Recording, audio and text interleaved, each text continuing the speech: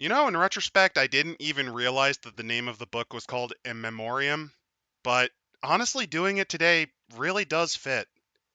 Hey there, and welcome to a lore ramblings, because I think this is going to count more as a lore ramblings than a Dice Scum live. The name's Adam. I'm Imsit. And I'm Tech Priest, and this is the most mediocre book you will ever read.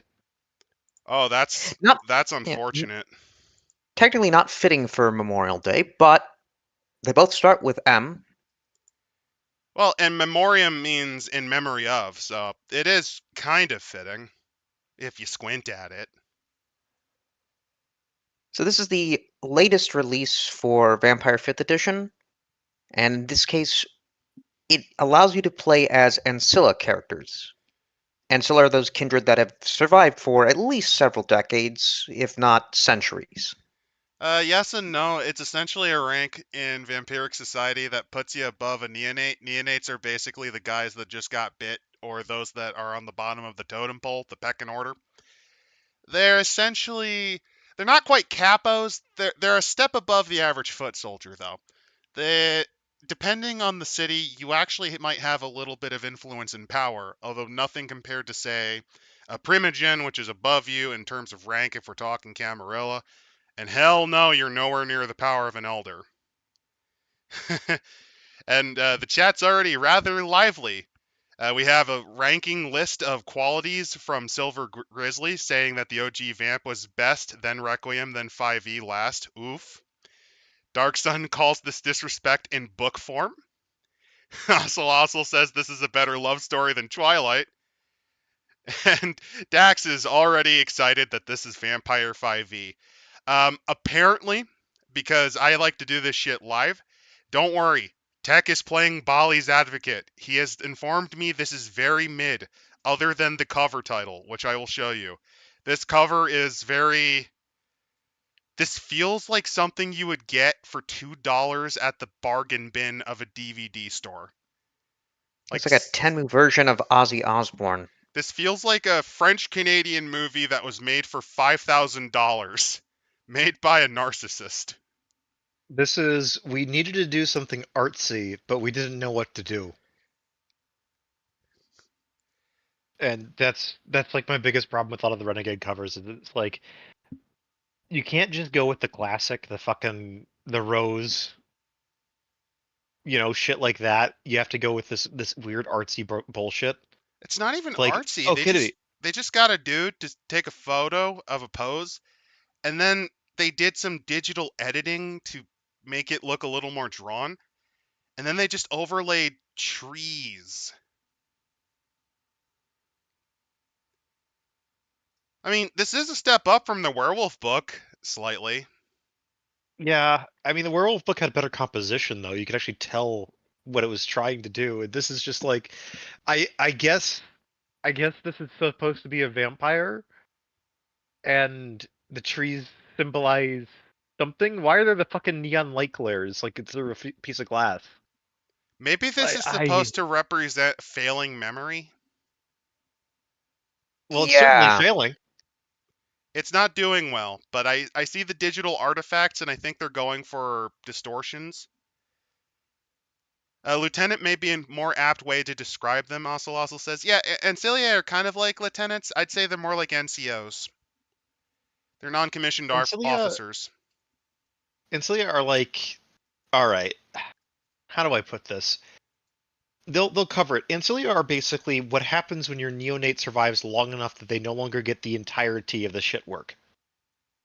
These are people that are suddenly put into positions of moderate responsibility. They're your shift manager.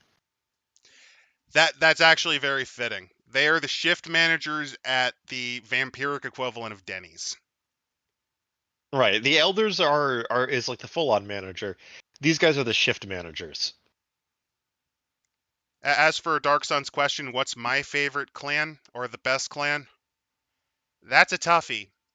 That's a toughie. My gut instinct, just because of how sociopathic they are the Jamache or Zamichi. But that's because I'm a bit of a bit of an odd ducky, and I like my face man that can literally change faces, man. I like the Zamisi as well. Um, Friendly reminder that the favorite version of the clan that he has came from goddamn Dirty Secrets of the Black Hand.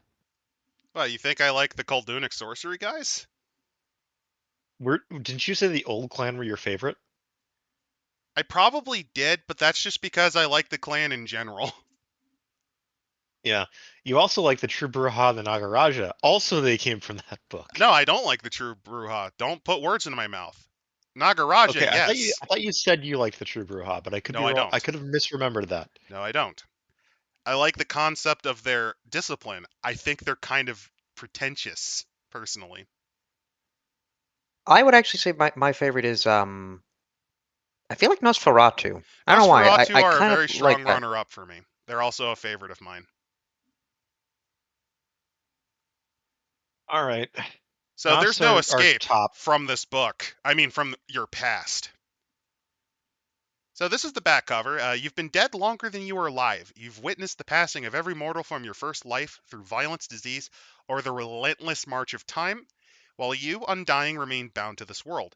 Your nights are haunted by the echoes of history, from the distant whispers of 2 centuries past to the cataclysmic world wars and the rise of the modern era. Embrace the mantle of nouveaux elders, the Ancilla who have seized power in the absence of the true elders, many of which have now fallen or have been beckoned away, which is part of Vampire 5e's reshuffling of everything by getting rid of as many people as they can get away with. Become a kindred of 100, 150, or even 200 years. Detail your backstory and relive the formative trials and tribulations that formed you into the monster you are today. So this actually is not a bad selling point. Like, if I picked this up at your friendly local gaming store and I looked at this, I'd be turned off a bit by the cover, but this backsplat, that sounds kind of neat, doesn't it? It explains exactly what it wants to be. I will say that rules for playing higher experience has been a thing since even before revised, but this is going hardcore into it. This is also trying to lean hard into doing something new. I think this might be Renegade Studios' attempt to do what's essentially what the Dark Age setting was and what the Victorian setting was. Although I I'd will say note that the point of, neither. well, a little bit. It's trying to do something new. It's trying to give you something. Something to make 5e its own. I will say that the way they sold this, though, kind of reminds me a little bit too much of Requiem, with that There's a little bit of relentless Requiem march to of it. time. But that was the I thing mean, in Masquerade anyway. Like, that's a major point yeah, in why they lose their humanity. yeah. Time wears away your humanity has always been a big theme of Vampire, no matter the edition. I Requiem just know, goes a but little more directly into it. I just have to point that out because the last book we covered, it was pretty fucking blatant what they were doing. This, not so much. Renegade tends to be more of a vampire fan, from what I can understand. Also, they're working with more novel stuff for Vampire 5e because this is the last splat line that actually had original White Wolf involvement. Something something Chechnya, something something behind the pogroms. Something something international incident. Something something almost got sanctioned. Something bad publicity. Something something horrific publicity that scared the Swedish video game developers into completely mutilating this. And I don't blame him for it. That was a little bit beyond the pale. When you're directly accusing someone of being a vampire, I don't care how goddamn evil they are in real life, you're starting to go into the point of like, okay, now we're getting a little bit out there here, people. We need to stop. So the What, you writers, didn't think Al Capone being a vampire was unrealistic? I don't Al know, Capone's been dead. I think I just kind of compare it to Berlin by Night and I'm going like, haha, this is little baby stuff. Witness. Montreal by Night is also pretty bad given that it was a Black Dog book, meaning that you know what you can do with Black Dog books. Montreal by Night was a completely fine book. It's also a Black Dog product. As for the writers, it's a pretty noted team. At least there's quite a few of them. I wouldn't be able to familiarize myself with anything they've personally done, but that's just because I kind of go with what the book has. But you know, it's a pretty big team.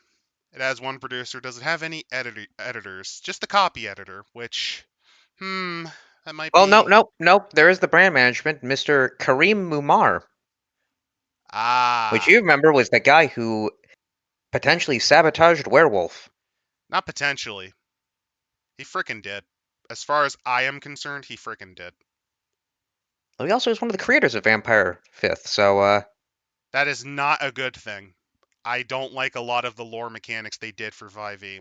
And I think his obsession with Thin Bloods was. I understand because this is supposed to represent that the thinning of the curse is a big thing. Why on earth did you choose to give them a discipline that allows you to use every other discipline? I know it's a dot lower. It doesn't matter. That's still horseshit. I can explain why very simply. Is to represent how thin and malleable their blood has become. It's like I don't give a Catnip. shit. Caitlyn. It's mechanistically Okay. bullshit. eh. It's still So, mechanically bullshit. but to go into the book itself, the sections are as follows. So, chapter 1 tells us about how to create an Ancilla character, so what the specific character creation systems are. Then we delve into potential options of how they may draw from their time as a mortal. I really doubt that any of them have read Pride and Prejudice. I'm going to be honest. It's a rather dry read unless you're really going full bore into it. We do get then a chapter on Kindred history, which Yes. is actually very interesting. That's pretty And then useful. we get into the tragedy of being a vampire, which is the fact that you lose pretty much everything that you had in life. And then we Basically, get storytelling. they talk about the point where it's like all your touchstones and shit are dead and gone, and now what do you fucking do? So, from what you can see just from the table of contents, this is a very functional book. So, we're probably not going to riff on it as much as you think. It is very workmanlike in terms of what it can do, at minimum. It's just seeing how they put it together. Oh, wow. So, fun fact, this is actually a font that you can get in standard Microsoft Word. I forget the name of the font. I think it's like Segoe UI script.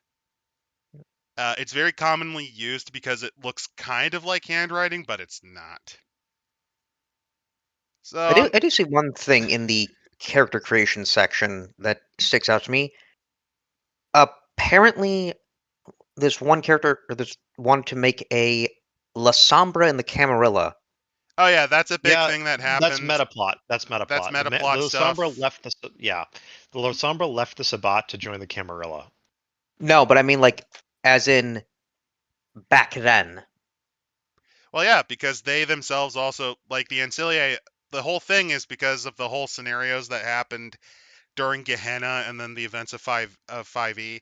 They just all collectively left.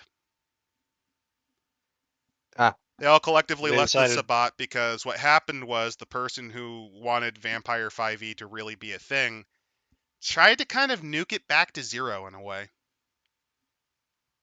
They kind of tried to nuke it back to zero because the entire idea of the Sabbat in the original run of Vampire was a little more, not mystical, but you didn't really know much about them. They were kind of like Seven or, to a lesser degree, the Strix from Requiem.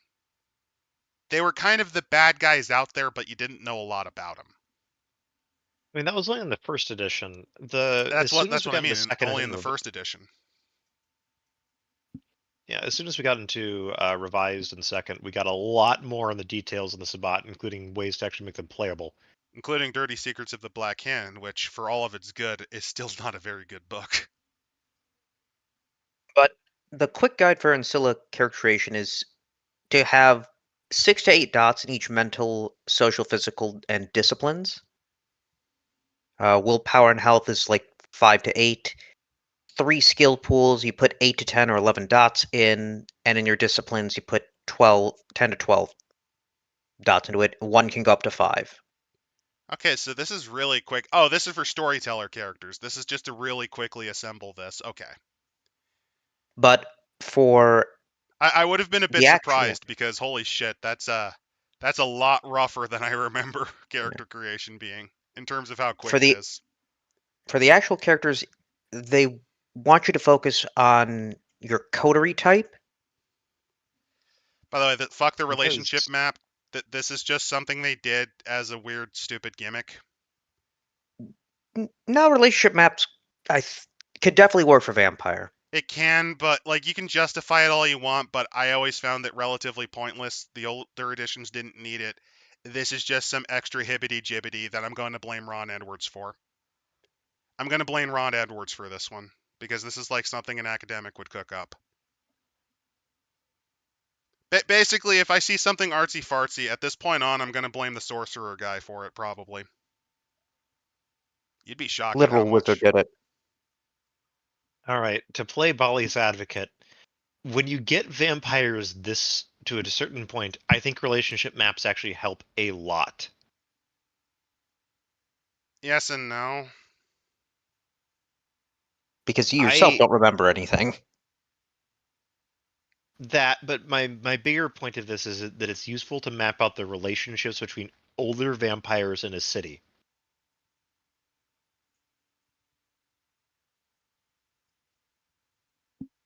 You need to know what they think of each other, and if you've been around for 100 years, chances are you have some pretty strong opinions about the people who've also been around for about 100 years. The problem with that is this is just reinventing a wheel. As far as I'm concerned, this is just reinventing a wheel. Because most storytellers kind of already do that. This is just Yes, spinning it's the literally same just tire. it's literally just do what you were going to do. Here's a full reason of why you do it. I don't get why you would bitch about it. I do, because it just feels superfluous. I don't know. It just feels like it's tacked on for more content's sake than it is just. I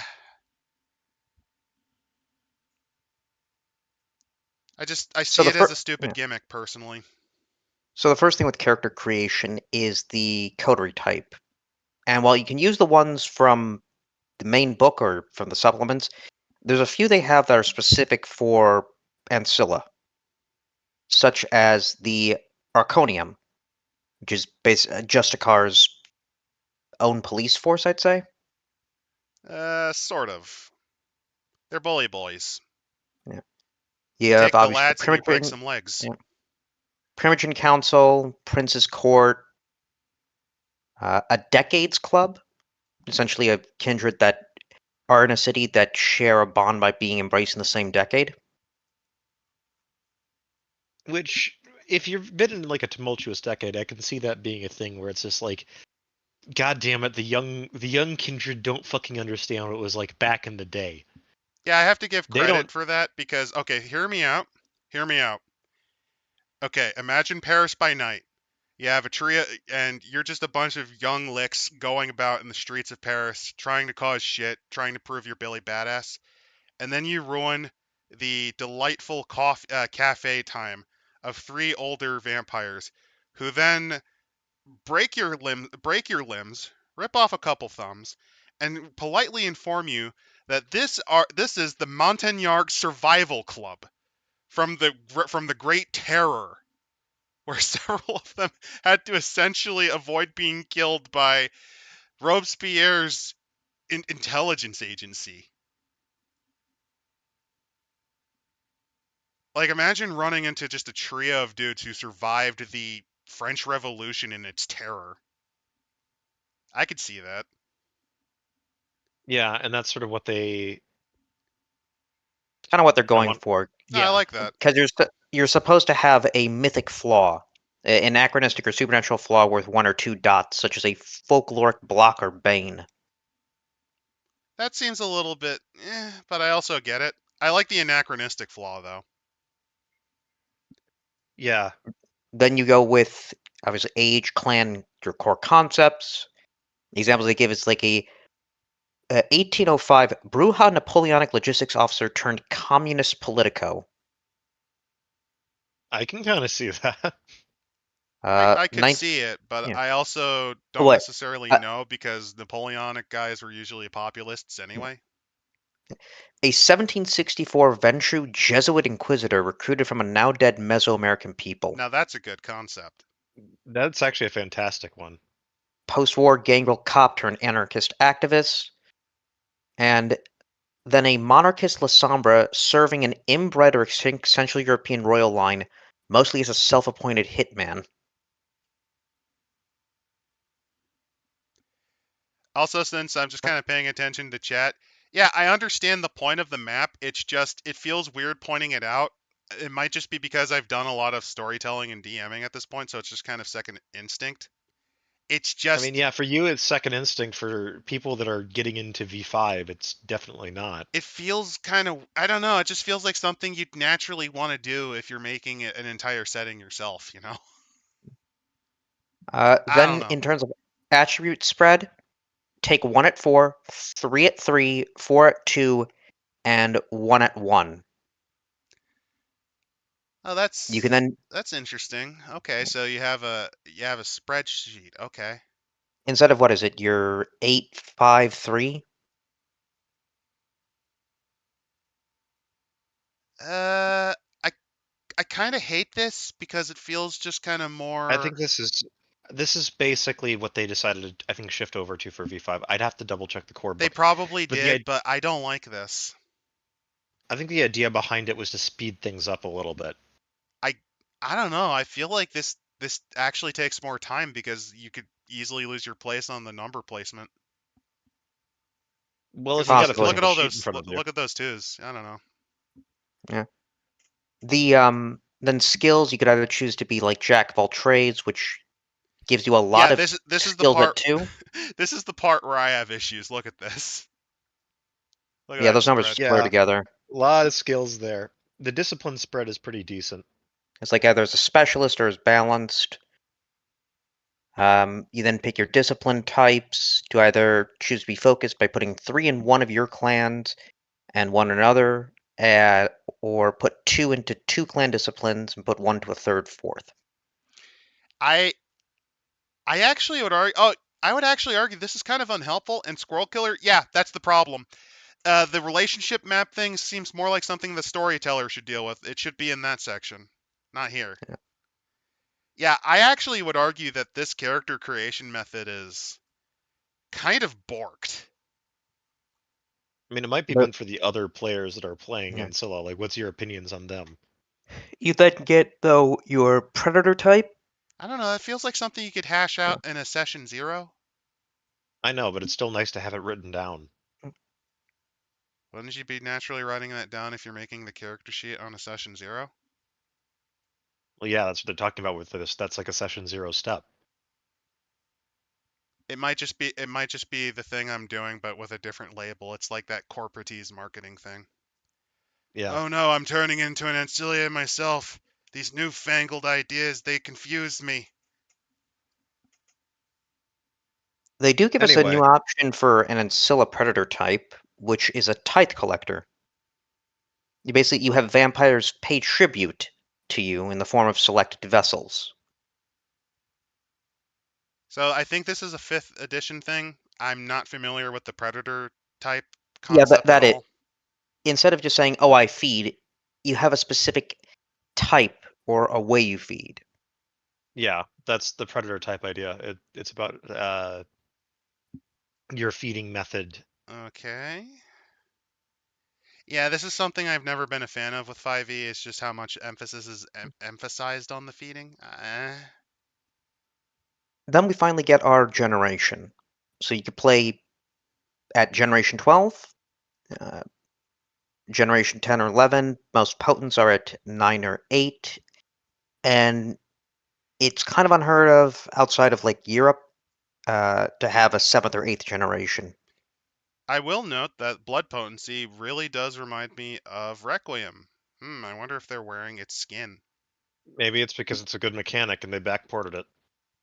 You can say that, but it's still kind of gross that they're just kind of picking the corpse of something they intentionally killed. I mean, that is apt for a vampire. It Yeah. is still rather pathetic, though, for a company. Sure. Then afterwards, we get into what your Building your bloodline history. is. What's your history? What's your bloodline? So who is your forefather? Well, Who's what's yeah, your sire, your children, what's your your children? position, position, and then sect stuff, because I mentioned that if you're this old, chances are you know someone who changed sects at some point. It's not the most unusual for someone to jump between the Anarchs and the Camarilla, or even Sabbat and the Anarchs, or the Sabbat and the Camarilla. It's just not exactly the most commented on, and it might be something that your character has also done. It would not be that unsurprising if for a period of time you went Anarch, or hell, if you played La Sombra, you almost certainly were Sabbat for a while. Now, like, this element's okay. However, I will note that as we've gone through the steps of character creation, this is actually less helpful than previous editions from what I remember. Because they use words rather than just kind of visually show you. You get what I mean, where it's like, it's handled in a way that's clunkier. Admittedly, this is kind of with the expectation you have the 5th edition book, so it should be a bit clearer, perhaps. I don't like the array design. I personally am not a fan of the array design, particularly for skills. That's a little bit screwed. A little bit cracked. It's a little simpler just to kind of have X amount in this stat, then this stat, then this stat. I kind of prefer that. They So then have they, advantages yeah, and flaws. Some of these are actually pretty good. like a custodian of history. So you basically were given some part of the history. You're given a +1 die to all relevant skill tests. So such could be about the Book of Nod, Constantinople, Carthage, Revelations of the Dark Mother. All that fun stuff. You could have been banned from an area, like either from a small city to a literal large city. Which is Which I pretty do neat. feel, It means that you're pretty much screwed. yeah. I love Then, outdated preference in a way. Outdated preference is actually pretty useful. It's an idea that your preferred kind of mortal is not available to drink from. like, phrenologists. Phrenologist Right. is fine, but if I had to think of something that is obsolete nowadays, oh god, what's the name of what do they call them? I think they were called night soil farmers, where what they did was they collected waste from streets, human waste from streets. Oh, I was thinking also you could go even more recent, like Blockbuster employee. Blockbuster employee would be funny, but let me think. What's another really obscure thing that would really work for this? Oh man, I'm trying to think of him. Milkman? Well, yeah, Milkman's already on that one. No, I got it. How about Soda Jerk? Oh, Now that's something. You got or gas station attendant, because unless you live in New Jersey, that's gonna be a problem, pal.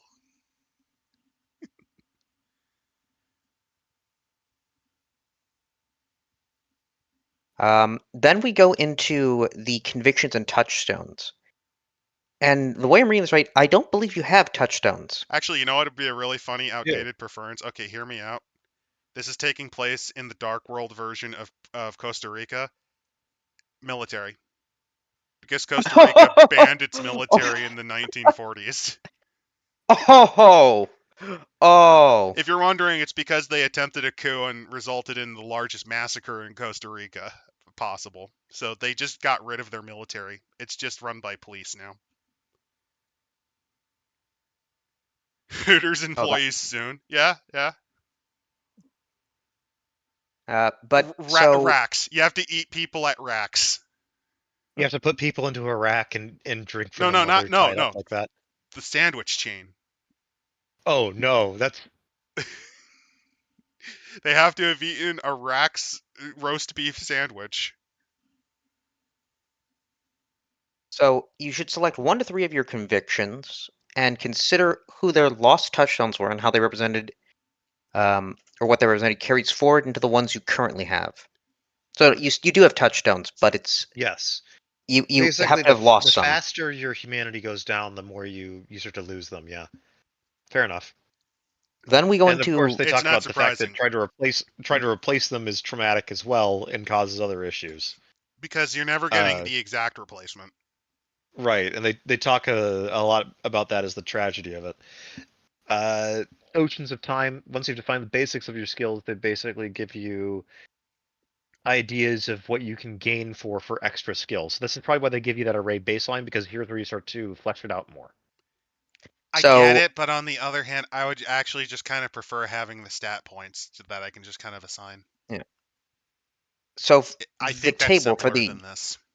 the table for the Oceans of Time says that if you're playing a character who's up to 100 years since they've been embraced, you choose 3 eras, and these eras give Yeah. you more experiences, but also Benefits, consequences. things that happen to you, consequences, Like, for and instance, humanity. a time of adversity. You gain 2 doubts of background flaws, skills worth 12 experience points, and 1 suitable archaic skill specialty. You can choose to gain 10 experience points to spend on disciplines and roll a die, and on a 1 to 5, you lose 1 humanity. I'm gonna be honest. I'm not liking how they're setting up how you make these characters because this is way clunkier than previous editions that I've looked at. And well, the thing is, Because though, you can you choose. have to chart this, and then you have to chart this versus the. There's a lot of not a lot, but there's modifications that you have to do on top of this, and then modifications of those modifications. Well, I think you could play this to your advantage. So if you have a character that's been around for multiple eras, you can sort of say, when you're talking about the background, just say, I don't remember. It's not the most complicated thing in the world. It's just this is kind of an obnoxious way to make a character compared to what they already had. This is reinventing the wheel in a worse way. But you don't And understand. We've made a 150-sided polygon. That's as good as a wheel, right? No. It's a so nonagon. Come on. your humanity cannot drop below 4 for the first session of play.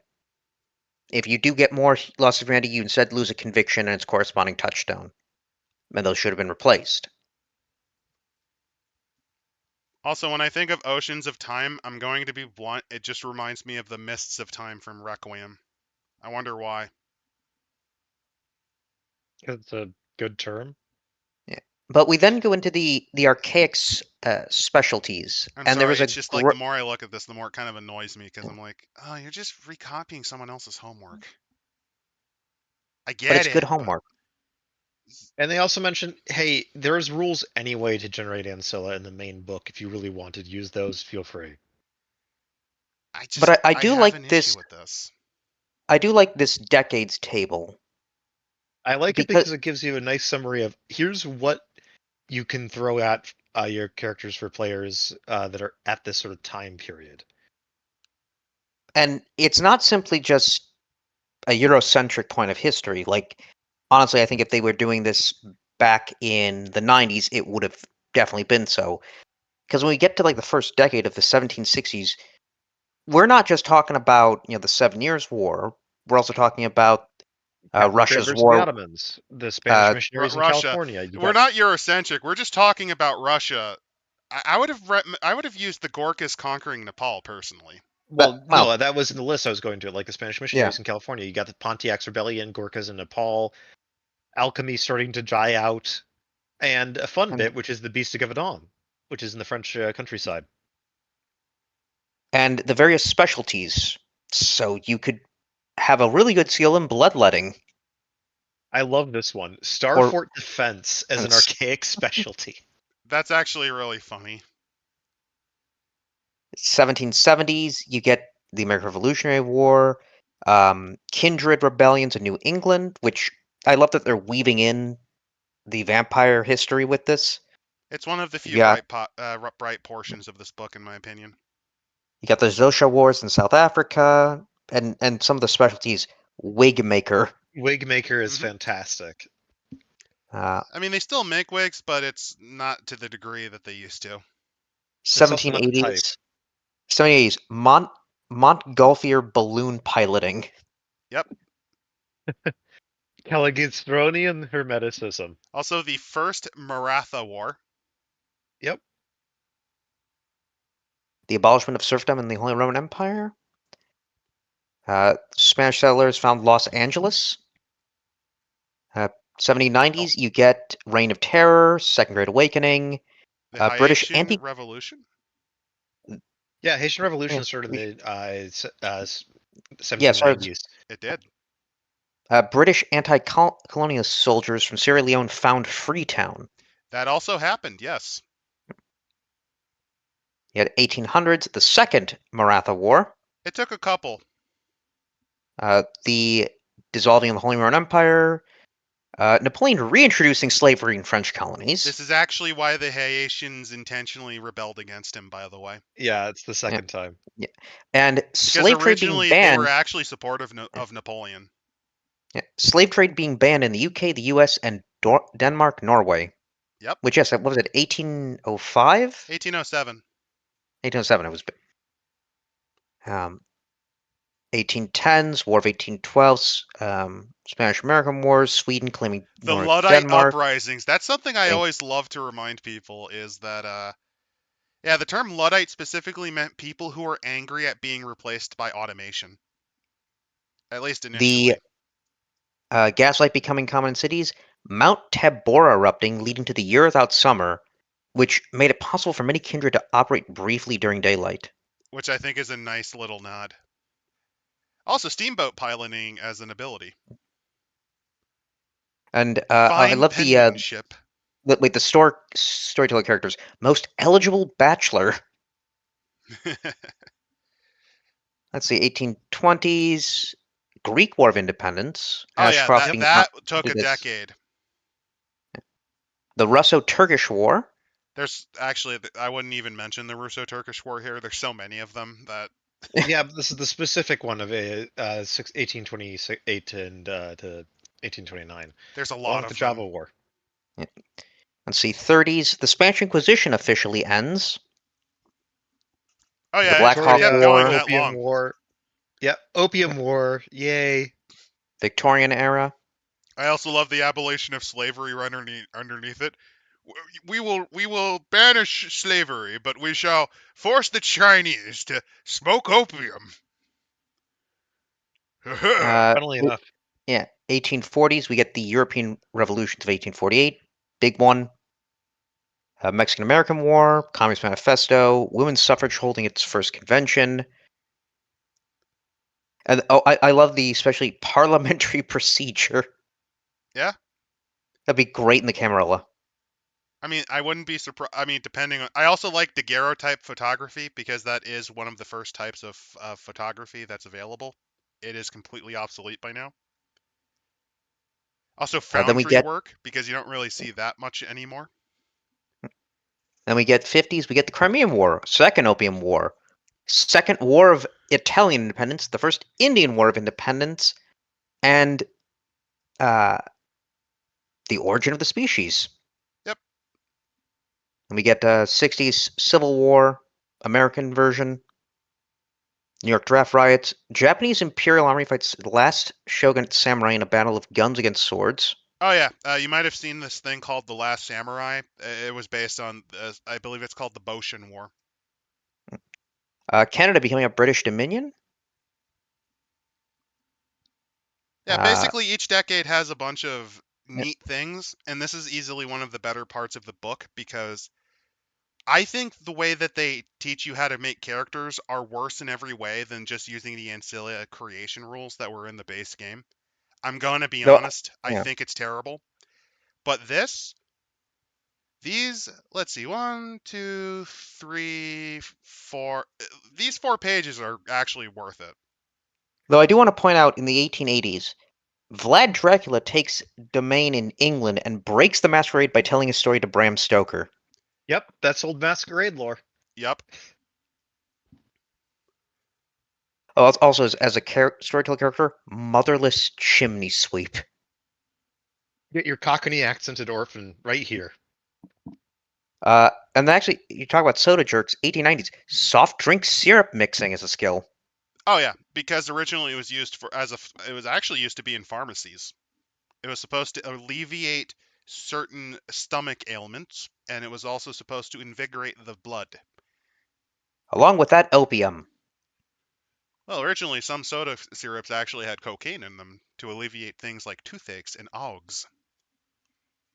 Like 1910s, World War One, Latvian War of Independence, At this Russian point, I Revolution. think we've covered quite a few of these in our Dark Era stuff, so I'm just kind of skimming. It is. It's interesting. Though it is interesting that they definitely have done good enough research because there's a I lot you could put in these decades, I and feel I like feel like these though they hint threw at. dartboards at Wikipedia. That's not an insult because not many people would think, "Oh yeah, the Latvian War for Independence." Well, I Not say many that people would think of that. So kudos. when they put the Vietnam War in the 1950s, tells you they are doing a little research.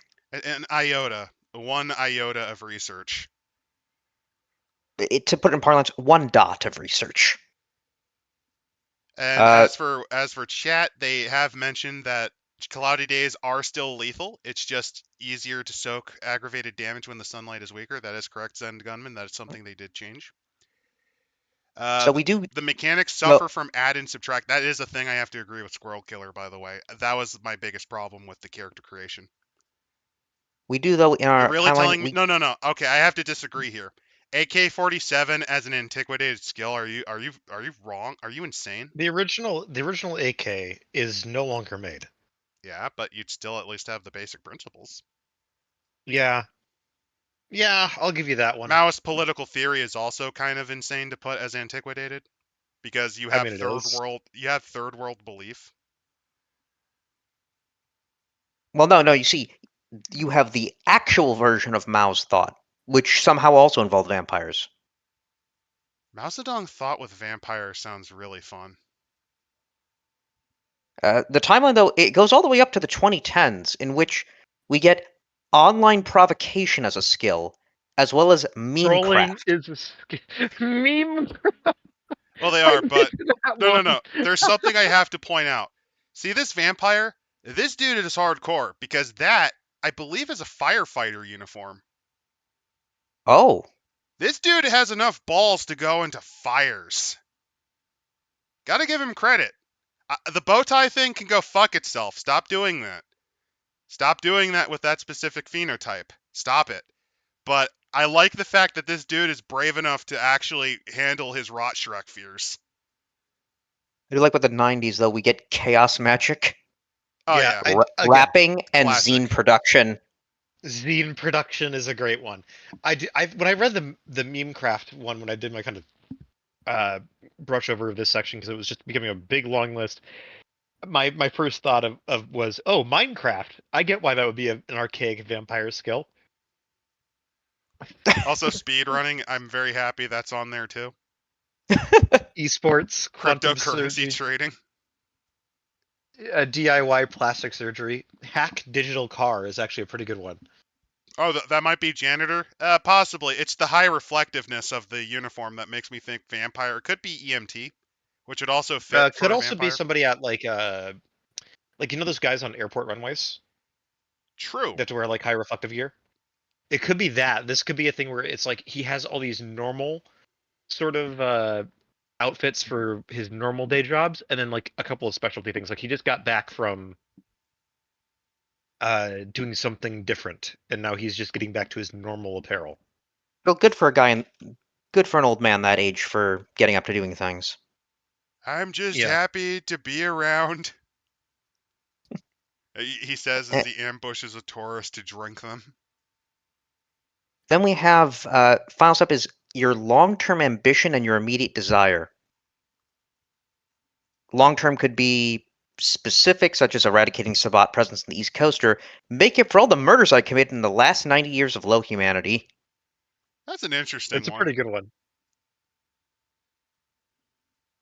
And they do have some advice right there for storytellers, which is that these are more powerful characters. You're gonna have to adjust to that.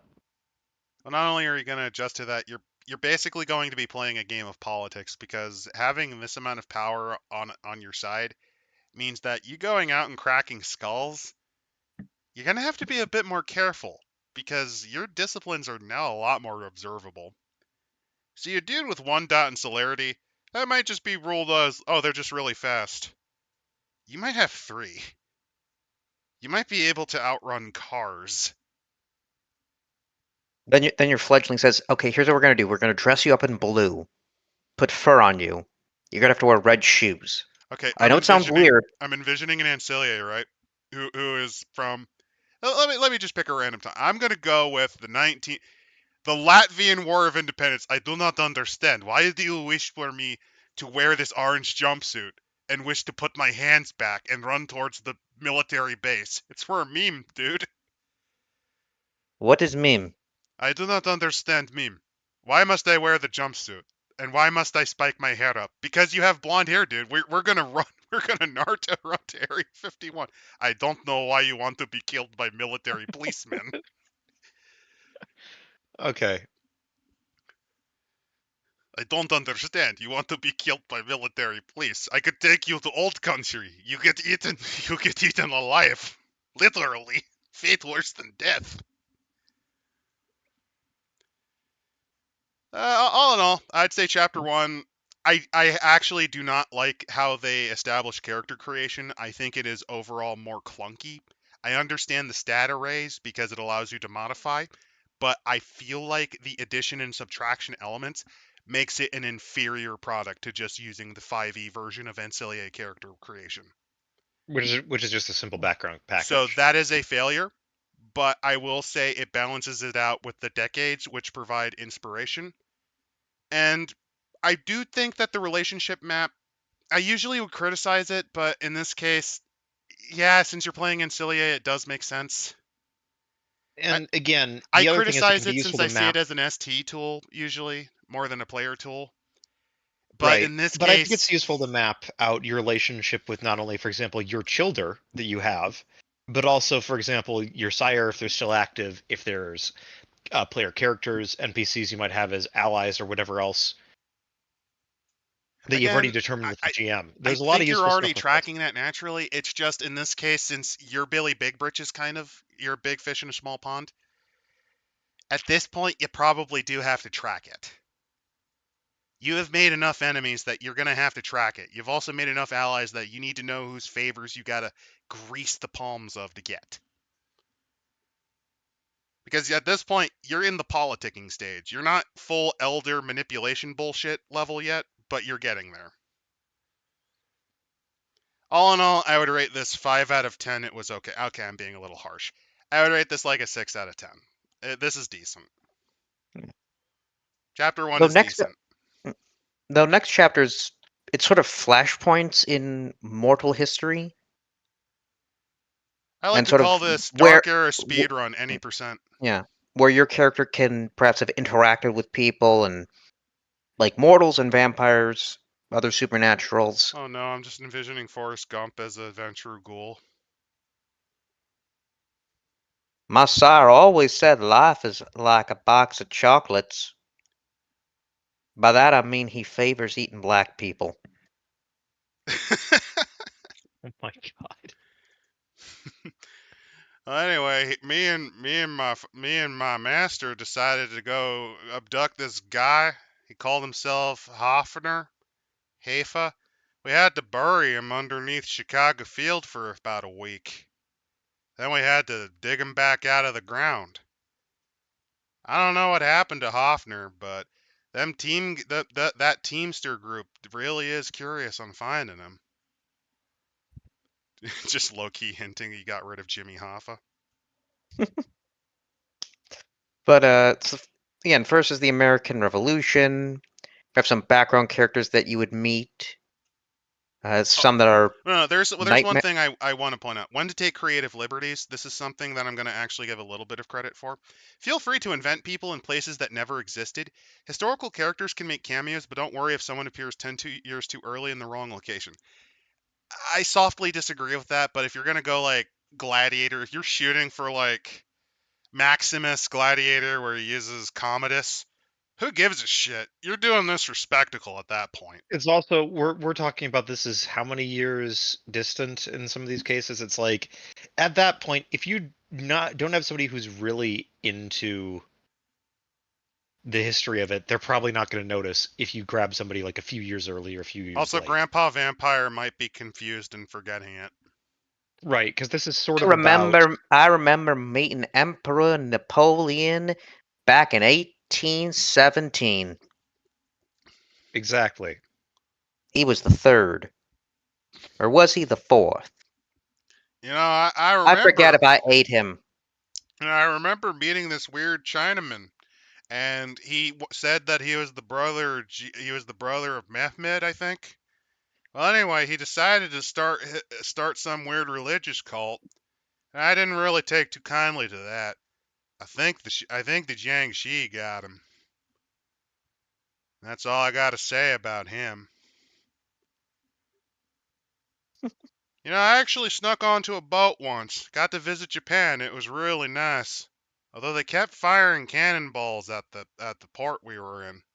Woke me up from a sleep. Wait, you snuck onto Commodore Perry's vessel?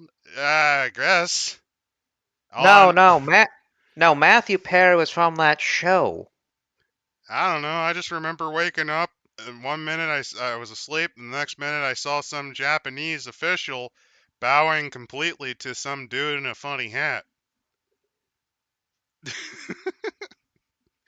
I think his name was MacArthur. Anyway, So, again, I you got met the this American guy in a Revolution. patent office, and I told him, you're pretty smart, man. You got me to pass my 5th grade test in math. I think you can go somewhere with this theory on how relatives work. That was in 1899. So, they give like an example of also like some kindred that would be there, like this Hessian white, Okay, so which yeah, would have the been a American Revolutionary, and we're going to the yeah, flashback characters. Yeah. some of the yeah, flashback characters. Like this Hessian white who would have been could have been Gangrel, Nosferatu, or Ravnos. He's got his own war horse. They give us some a examples of ghoul like warhorse. Yeah. yeah. Oh, it's a ghoul. Yes. Yeah, Oh shit. that's pretty clever. Uh, yeah. Like flashback locations, you could be at Well, no, the other thing I scenes. like about the Hessian White, because here's something you're not noticing. This is a nod to the legendary headless horseman myth that is found in several regions of the U.S. Oh, This is a nod to the headless horseman. you've got like flashback scenes, like you could have been at the Battle of New York, and turns out a sixth generation elder with Puritan values who's been in Torber in Canada since he was driven out of New Amsterdam and it became New York. Just showing up there. So the way I would describe this is speedrun any percent the dark eras, and that's okay since they're changing up how they're doing it because they're coming at this from a different design principle. It's also that this is a much shorter book. They can't put as much page count and explanation into each period. Well, they This could is a have, but they greatest chose not hits. to.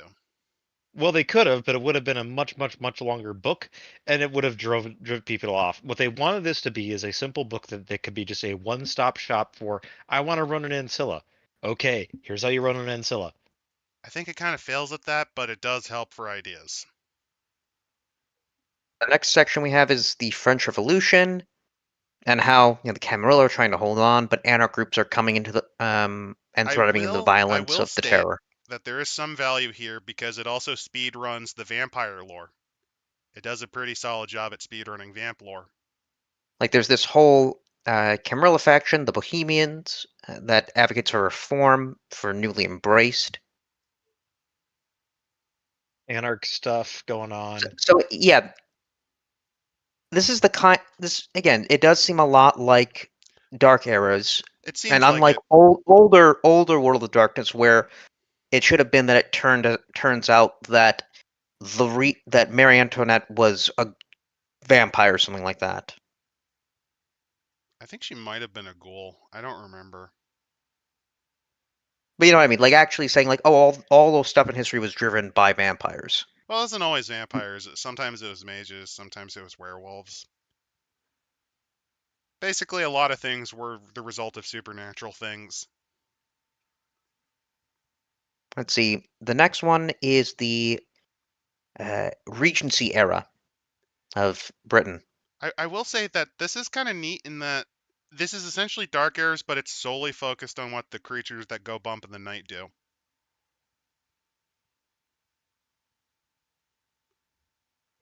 As for the Regency era, this is right before the Victorian period. Mm-hmm. Oh yeah, the Anarch's so scary. I don't know, man. The Anarchs during this time period did stuff like the ultra national razor and everything. Like this is people's justice sort of shit. Keep in mind that Anarchs are also responsible for the Soviet Union, at least in part. They are not something to screw Yeah. with if they have power, because they So can basically be Sabat light for all you know. Well, it's the a lot of Brouhaha. this, It's what they do. yeah, a lot of this seems to be a lot more social politics and If you've read Pride and issues. Prejudice, or you've seen any work that uses it as a reference, this is kind of what you're working with. Yeah, I actually like one of the characters here, which is Lady Heralda Bloomrock. That sounds like a bodice ripper protagonist at any point. Oh, Her it fond, is. It yeah. gets better. Wait. Her fondest wish was to become a widow at a young age. That almost failed when she died before her husband. Luckily, no one found out about it. I gotta love Black Widows. She might get taken. Her unbothered decadence is bound to get her in trouble. She might get taken down by her own Interesting. guests in a She's Clan frenzied blood Tremere. orgy. She's Tremere. I Ooh. would have thought that she was Toreador because of the whole artistic aspect with her bloody dances. Yeah. Then let's see. And I do like that they are including like topics for further research that you can go into. By the way, these The desk- characters are mostly functional and fine. I have had nothing to complain about in most of these. And we do get the Victorian era. Well, no, there's also though- Michael Sealander, who is a Malkavian whose entire thing is collecting endangered species samples, cursed up. Basically, he's a hoarder. That's his compulsion. That is his. He even has a secret human zoo. Yeah. Oh no. Yeah. This is the type of dude who has an enclosure filled with platypi. You know he does. Mm-hmm. He's like, look, behold, God's mistake, as he points to the platypus. Just kind of Though like. But I do its think head. what's interesting for the Victorian era segment is they also point out like what's going on in like Austro-Hungary, North America, other just foreign areas. You kind of have to, because the Victorian era is so long. It's 60 years, man. You kind of have to. And this is also the other reason is actually specifically because, remember, Vampire the Masquerade had the Gaslight periods where they did the Victorian periods. Like, they had a lot of work that they can reference just from that.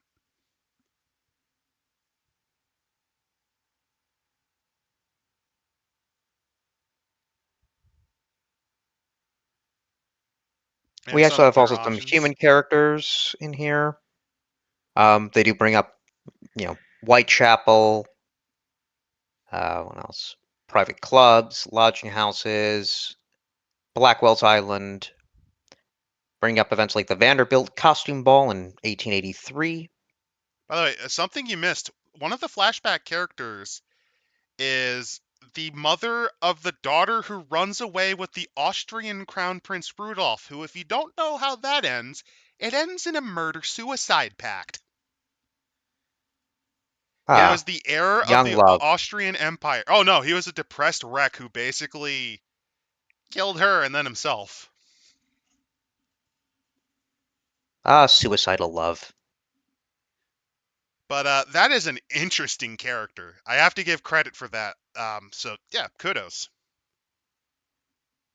Yeah. When they decide they want to do something interesting, they can manage to do something interesting. This actually makes me angrier because this means that they intentionally screw up Werewolf because they don't care.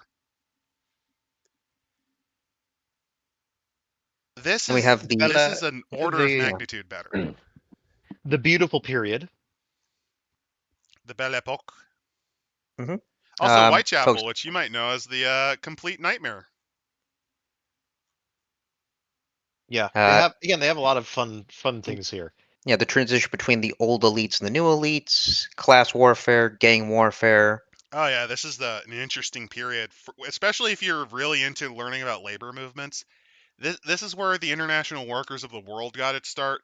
This is where you had a variety of notable left-wing ideologies, like syndicalism was actually still somewhat in vogue, and not just that, but like you had different anarchist types. Social democracy was finally becoming a major force in labor rights. They do bring up like the gang warfare, like especially the Apaches of Paris. Oh yeah, gang warfare was an issue. The rise of organized crime in general.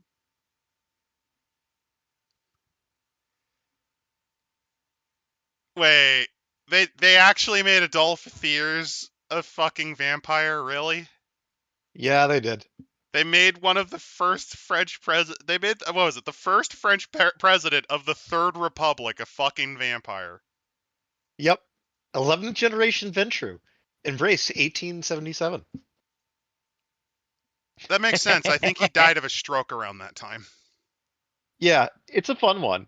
It's not what I'd That's call the something I greatest, but wouldn't expect, and I think that's kind of lame that they're using a historical character. But it's also one that doesn't do a lot of damage, so fine. Fine with me. he's a minor, yeah.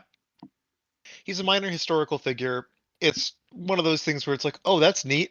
That guy was a vampire, not like, oh yes, Crispus Attucks, the guy who got killed in the Boston Massacre, is a vampire. Which just kind of comes like, what? Why? Or Louis Pasteur is a vampire and a fascist. Heinrich Himmler, a very well-known vampire. Yeah. So they do also give the Apache leader. They do also give a female gang member. Were the Apaches, I guess, I open don't. to both men and women? I'm assuming I don't know enough. probably because you ever heard of a mall? For those Yes. of basically, I imagine she was a mall, basically the gun girl to the mob leader, essentially Yeah. the Bonnie to the Clyde. I don't know Also, anything yeah. about the Apache, so for all I know, they probably are real. No, they are real. Okay. That was an actual gang. And they I do will bring up. say it's a little weird that they focused this much on the gang. Well, Well, it's about Paris, is what they're it's focusing about on. Paris gang warfare. Mix it with the anarchs. They do bring up other topics such as new imperialism, the Art Nouveau movement, Second Internationale, Dreyfus Affair. And the But next one's the fun one. the last stage of the Russian Empire, This is fun.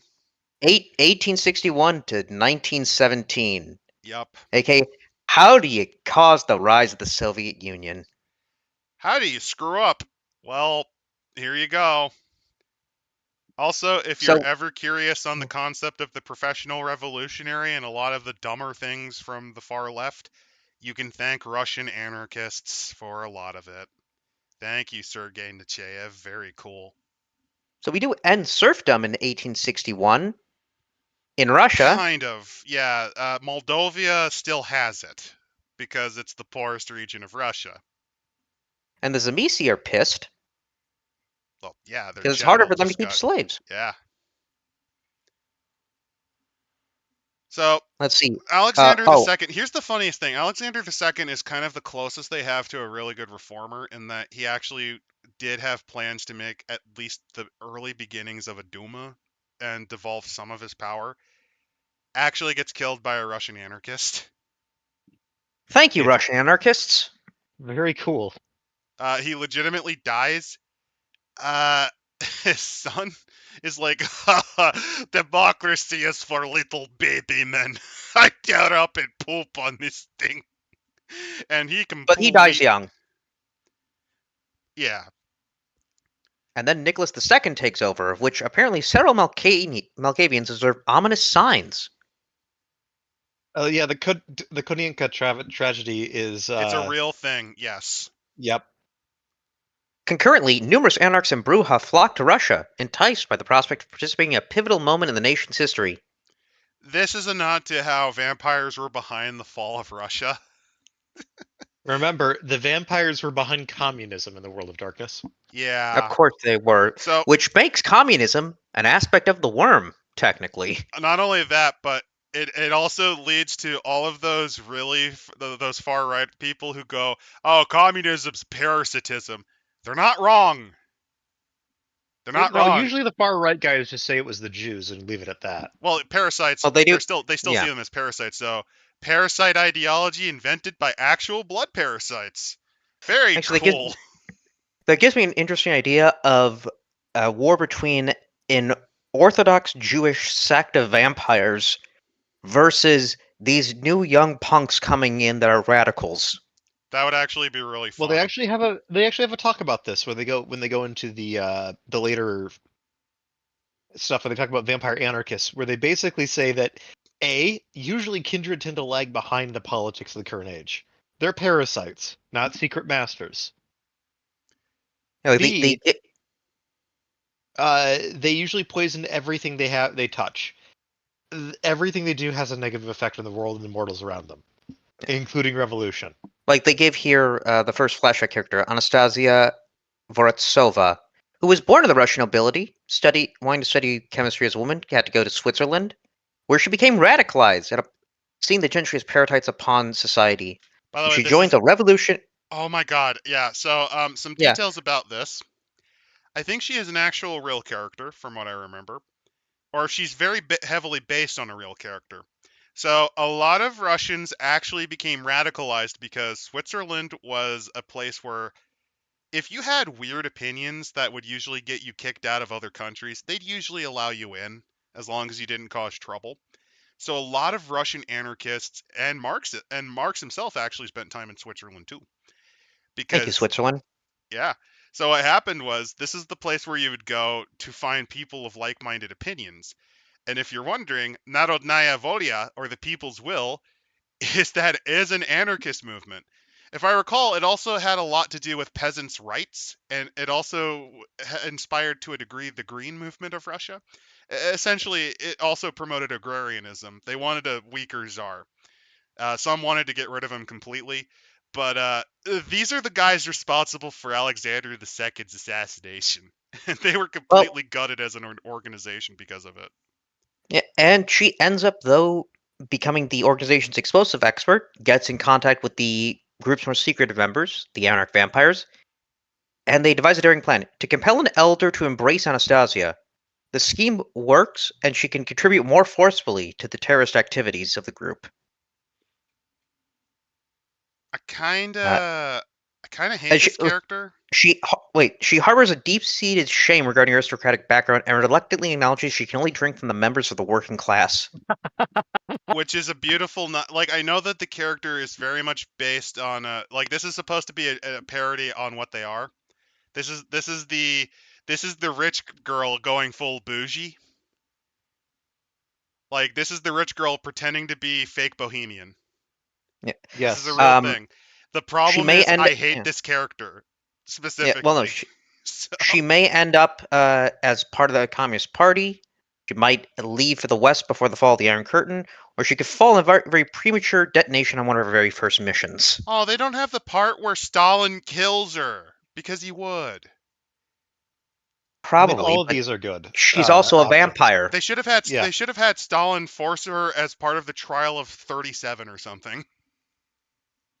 Well, they don't want to go that direct. I mean, take a look at the next two. The next two are A a Kazakh dancer. the Kazakh dancer. That one's less interesting than the one right after. Well, no, I mean, you say that, but I have to point out that this is something people tend to forget is that during this period in Russia, the reason ballet is very popular and it's seen as a stereotype among Eastern Europeans is because the czars were very much into it. Because it originated as a French style of dance, and the czars were very much Francophiles. Alexander II and III, and even Nicholas were big French fans, at least when it came to their culture. But So, we sorry, have, I just wanted to yeah. make that as a nod because it's kind of neat. So we have for the third guy, Bruja of Dmitry Ivanova. He takes part in the 1904 strikes, gets fired. Mm-hmm. He catches the eye of the Okranra, the secret police, and the Mm-hmm. Bruja, Krana, and the Bruja feeding on the workers. He's seriously wounded in Bloody Sunday in 1905, but then a Bruja takes him and embraces By the way, him. Varvar, that is an actual noted figure that you might want to focus on. As in vampire lore or in real lore? I believe in vampire lore, although it also might be a nod to Hellboy, because that is what the head of the BPPD in Russia is called, because it is a child possessed by a demon. It is either a nod to that or it's an actual character. Oh, by the way, not Nito, what was Whitechapel's deal? Whitechapel was one of the worst slums in London. It was It where is you go where when you had nothing else for your life. is where a certain serial killer will end up murdering prostitutes. Because it was so slummy that prostitutes could actually work the streets without getting hassled by cops. Because cops in Whitechapel? Right. In any case, I do like the future history where they basically mention this guy, if he doesn't die, he's going to go pretty far in the Revolutionary Council, which is the Bruja governing body in the Soviet Union. Modern Knight's probably involved in the Anarch movement. I don't know, I think Baba Yaga would kill him. Well, that's the thing. Baba Yaga didn't really have as much to do with that as you'd think. Either way, I don't think he'd survive the collapse. I don't know. No offense to him.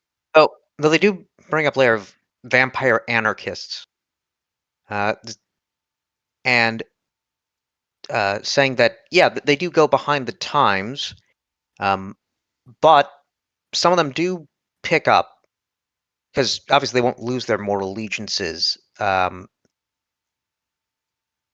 Such say here, such affiliations tend to fade with time, but a loyal czarist embracing to the Ventrue is usually an ardent supporter of the monarchy in death as well. In the revolution to come, many individual kindred caught up in the fervor, supporting various sides the same as mortals do. As the future takes shape, it's already infested with vampires who have found niches for themselves in the revolution. But then we get to the next, I guess, great thing that happened in the 20th century, the Great War. It was so great we This needed a time- sequel. This time, not blamed on a single vampire in Berlin. Or, wait, no. Was it blamed on a, Yes, remember the Berlin by Night? No. Oh, you're right, yeah. It was, No, I'm but thinking of, thankfully, due to a certain book that was also released, Berlin by Night was made non-canon. yeah. So obviously you got shifting power dynamics, and we do have on the front lines. Yeah, Even it's a bloodbath, literally. Even canine immortality is threatened by the destructive power of modern machine guns. Some licks do haunt battlefields, though, developing strategies to evade damage from the crossfire. Fun fact, in Vampire the Requiem, there was actually a bloodline of vampires that formed in the front lines of specifically the Italian front. There's two. There's the Brotherhood of Ypres, which is a group that is similar to the, what should they call, the Morbus, where they have to be, they have to drink from a very specific a victim, which is that they have to drink from somebody poisoned by chemicals, because well, they feasted on the writhing dead in the trenches after gas attack. Then the other bloodline was a Nosferatu bloodline that developed up in the Alpine theater of World War I, where you would have bodies covered in avalanches and stuck there for, months at a time. Well, the blood's still good because they've been frozen. So they've They live adapted in to ice eat that. tunnels. Yeah. They're pretty I great. do like they point here that the battlefield is a great recruiting ground for anarchs, especially on mutineers condemned to the firing squad. Oh yeah, another really fun idea is to actually, okay, hear me out. A mutiny was actually a mass shovelhead embrace by the Sabbat to try to do something. That could be interesting. Oh no, I've got another idea. So it's a nighttime raid, but out in no man's land pops the undead. So you're trying to dodge machine gun fire and recently embraced vampires. Okay, hear me out. The Living Dead Company, where it's a company of ghouls. Hmm. But they do point out that in Istanbul, for instance, it's weakened by the transfer of the capital to Ankara. So you have that issue of the Canaanites there who remember it as Constantinople. Plenty would have. Also, this is just a bit of a nod. Yeah, Turkey became Turkey because of a massive shit show in the aftermath of the First World War. It legitimately spent another 5 years fighting to even maintain what it had. They also did horrible things. Amazingly horrible things. That the country Which they to this then day wrote a book denies. about. They wrote a book about saying that it didn't happen, but if it did, here's the entire justification for it. And the reason you don't hear a lot of it is because the U.S. kind of needs that business money from this country. Well, not just business, but politics. There's geopolitical reasons. That too. Because, yeah. It's just more Let convenient to ignore the thing that happened but didn't happen, according to the Turks. But then we go to the Roaring Twenties. Ah, yeah. This one's fun. The- The 20s is an interesting time period in And general. we get a full list of the Chicago outfit. Well, yeah, The because North Al Side Capone is a Gang. vampire that was claimed by so many clans. It's not even funny. He Giamoko, is in the yeah. source book for Yeah. Remember Chicago. Chicago by Night. So He's always been in it. yeah. North Side Gang is pretty great. Yeah, we've got Yep, the Irish 48 mob. Elephants. the North Side Gang. Also, the 40 Elephants was a real gang, too. Chicago is full of them. Surprise! They didn't bring up the Jewish Mafia with the greatest name for a villainous organization, Murder Incorporated. Yeah, they hired themselves out as hitmen and enforcers to the other outfits in New York. But that is such a great name. Oh, they're covering the Harlem Renaissance. Perfect. I would have actually been a bit upset if they didn't mention it. Yep, just a short little bit, but not too much. Still useful to note. Yep. They give us flashback characters such as an actress who of the silent movie era and is the mistress of a toreador. Sounds about right. Then they got And she- a machine gun Jack McGurn, who is embraced by Al Capone. By the way, Machine Gun Jack is a nod to Double Dragon, I think. Machine Gun Kelly. It is. It's a Double Dragon reference. Yes. You also have, funny enough, they bring up as a flashback scene Cairo. Right. Cairo, 1923. Well, yeah, because this is yeah. actually when the Valley of Kings was discovered. Right, which is, of course, a great plot line for any vampire player, because what if they found an antediluvian in one of those tombs? I do like this as a flashback scene. The rescue. An insane ghoul hyped up on Zamisi Vitae and some sort of morphine cocaine mix has kidnapped an up-and-coming actress from a film studio where he works as a cameraman. I kind Without of her, like filming that can't progress. because it's a Your nod to boss the wants- Phantom of the Opera. I don't know, I just saw morphine cocaine mix. That's also amazing. But they give It's all also, good. as other topics, First Red Scare, women's suffrage, Irish War of Independence, Lost Generation, resurgence of the KKK. But that brings us to the Basically- Great Depression. The Great Depression. I think it's very Is fitting all- that once you mention these guys, the Great Depression. Right. We get to the East Coast Bohemian's Guide to Pop Culture. Hold where they on, have wait. I need. So, many ghouls are killed the night the Kindred hear that the Wall Street crash has happened. Well, I mean- yeah, because they put these ghouls in charge of their money, and now their money's all gone. I'm just envisioning Adventure. No, I got it. Adventure's like, oh, I wish for second death. You, and you. Die for me. Out the window. No, Out die. the window. Die. No, that's to represent his own wish for death. He's like, you, die for me. Replace me on my own death.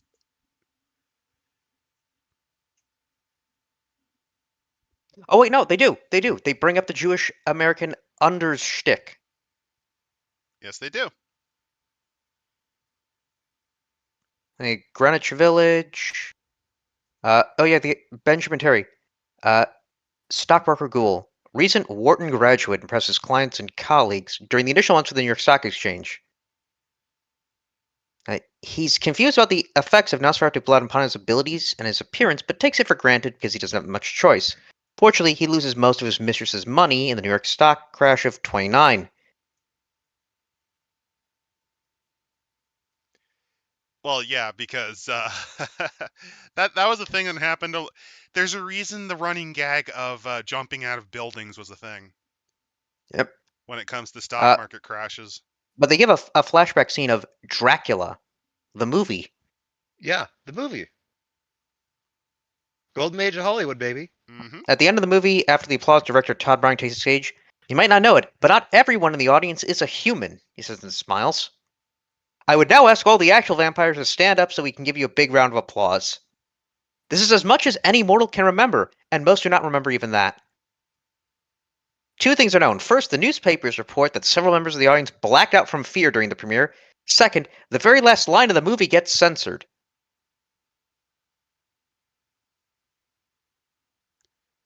Which is to say that, and remember that after all, there are such things as vampires. And then they do bring up the New York World Fair World's of 39. Yeah. uh, The time creation, capsule, by the way. creation of the uh, Empire State Building. Oh, the total solar eclipse of 1932, when day was Mhm. turning to night. U.S. Mafia in Cuba, Hindenburg disaster, Los Angeles Summer Olympics, and Lake Placid Winter Olympics. Then we do Uh, get Then we do get World War War II. II and post-war period. The very stuff they of course have to mention the Holocaust. Yeah, I mean, you kind of have to. In terms of characters, they bring up Kindred in London during the Blitz. There were a lot of tunnels, and it Copenhagen. makes sense. Yep. Copenhagen, 1943. Stalingrad, 1942. That would be an interesting experience as a vampire.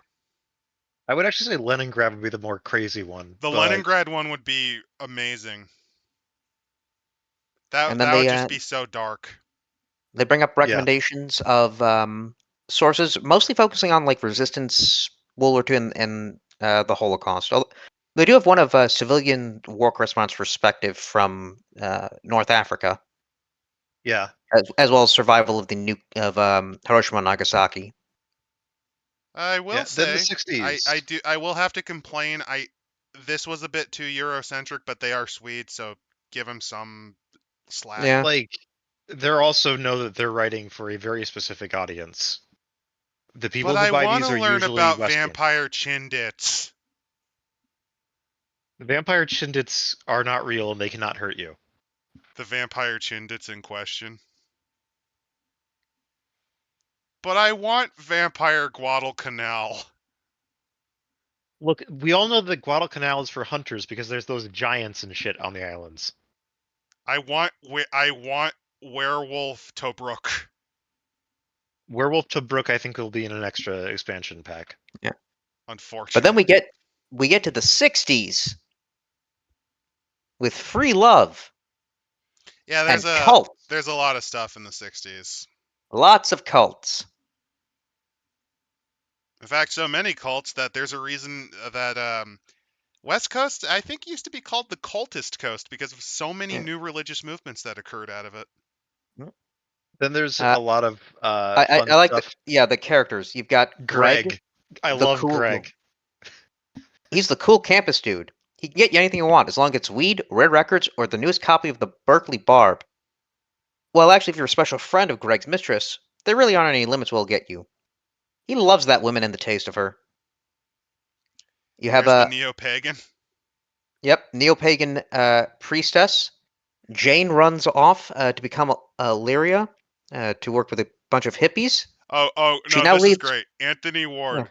Imagine James Bond if he really fucking hated communists. I fucking love this dude. He doesn't know it yet, but one of his leads is going to take him straight into the middle of the Anarch movement. And if there's one thing Anthony will hate more than communists, it's going to be goddamn vampires. Okay, this guy I already really like. I hate the Second Inquisition, but I fucking like this. It's so good. I would have him survive the Second Inquisition. Or survive till it.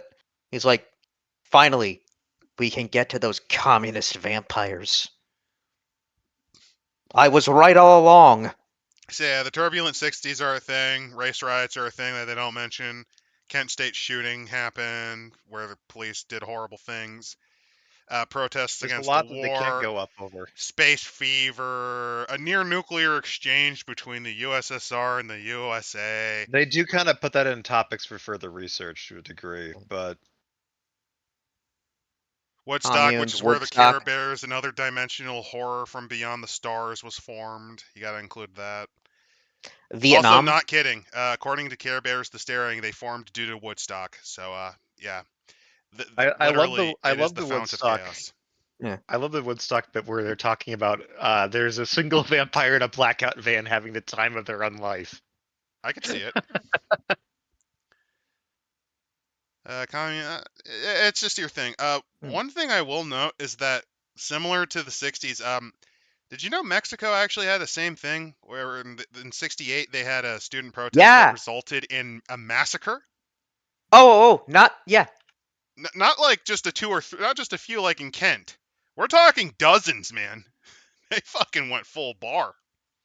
If you have watched, let's say, a recent, actually good Star Wars product, what happens in that show, kind of a reference to it. The problem is it immediately guts into a very bad Star Wars product, although it's better than everything else that it's ever made due to Ratco. I don't like Rogue One, and it immediately spirals right into it. But yeah, next up is the Kindred history. So, what was actually, going on at overall, that time? Chapter 2, I would rate good. Not amazing, but it is good. I would rate it above decent. So this is probably one of the better 5e books they've ever made so far. So I do believe with, at least with the Ancilla, when it comes to vampire history, they kind of know a bit more about what's going on. Well, no shit. Well, This is yeah, one of they've the few lived through things I most have. of it. Well, no shit. The Renegade Studios, this is like one of the few things I would actually trust them on. They're vampire fans. Well, because don't the Camarilla deny the existence of the antediluvians? They do. They do.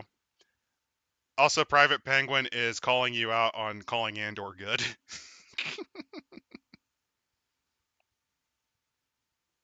Fuck you, man. It was good. I would argue it is functional, which I would not rate as good. Also, I think it's kind of dumb that they don't think that a Death Star is possible. It's not like completely cripplingly stupid, but it is dumb. Well, listen, when was the last time they had a planet-destroying weapon in Star Wars? The Star Destroyer, if given enough time. I mean, vaporization, kind of. The Well of Souls, the Forge thing that could eat stars.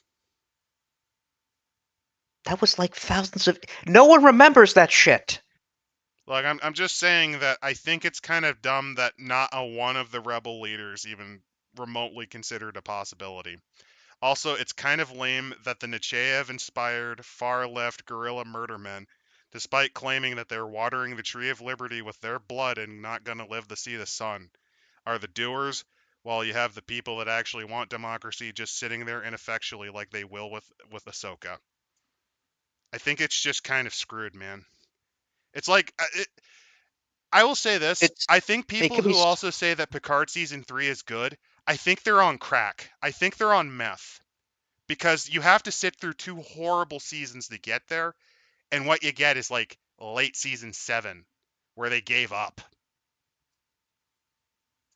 I just think you're wrong, because you had to get past the part where Picard kills Data as a soulless robot.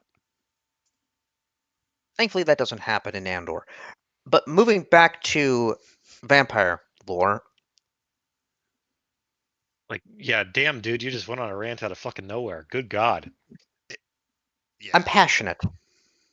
It's my drive. I mean, we're in a mostly good book, and we're getting to the part where they talk about vampiric everything. So, I think it's a fair break in between. So they do give specific examples of events. The Night of Bloody Tears, the Montmar Massacre, Stoker Affair, the Great Unification, Trial of Mirrors, the Blood Hunts of Prague, which I believe are connected to that Blood Hunt game. It came out a few years ago that I think is now dead. Birth of the Anarch Free States and the Moonlit Crusade. And a lot of these are actually referenced in earlier editions, or if they're not, they're part of 5e. So this just kind of gives you insight on what vampires had to deal with Like the during the vampire last couple hundred years. politics. Like the Night of the Bloody Tears, it is a wedding between two powerful sects, and a lot of murder happens I wonder that if they kind of I wonder disrupt the if they were wedding. inspired by this one fantasy book that was written by a fat man who looks like Santa Claus. Well, it's different because it's two women. Which, again, with Kindred Society, by the time you get to, a few decades, you just stop giving a shit. I mean, you're not really a human no more.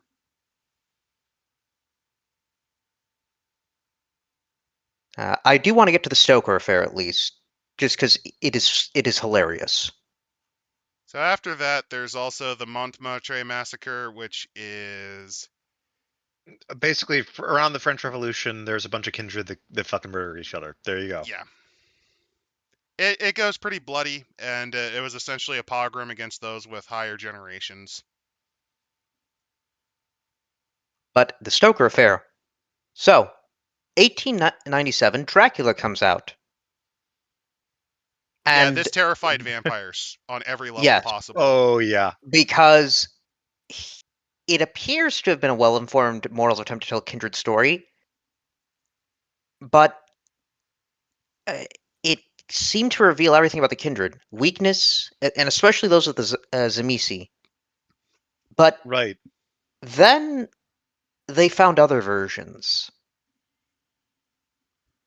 that are longer and are more specific.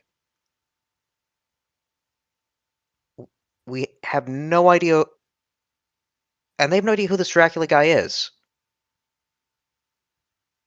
So they're going on essentially a blood hunt just to some random asshole who might be Dracula. The best part about this is mostly done. If you're wondering, the Stoker affair was specifically because, like Al Capone, who was claimed by a few vampire clans, several claimed Dracula as theirs. like Yeah, but he's very clearly old clan Shamazay. Like that's Like- the thing about him. He is, That's right. but that's later Yeah. on. Earlier on, it was a Yeah. running joke, and this is a nod to them going on this massive blood hunt to figure out who the fuck is Dracula. Kindred read Dracula as a story of Tzimisce Voivode and his failed attempt to establish domain in Prince Myth versus London. And again, it was believed to be fictional, but archons and hunting parties found out that Murray, Harker, Jones, other characters were real. This really happened. So how did this get to Bram Stoker? And we then get flashback characters with Lucy surviving. And she is Vlad's first British child, a 6th generation vampire. Yep. And if she isn't destroyed, she'll be operating as an undercover spy in the Gehenna War, deeply embroiled in secret plots against the Sabbat. There's Johanna Clark, the person of letters, who want to protect their authors and maximize their profit. Legitimately out to protect Bram Stoker. Then Vlad III himself, who is a 5th generation Tzimisce vampire. Correct. He specifically was Old Clan Tzimisce originally. Tzimisce originally. Again, he may have done this just to fuck with people. I mean, wouldn't you if you're a really powerful old vampire who just felt like terrorizing a few of your peers? Yeah.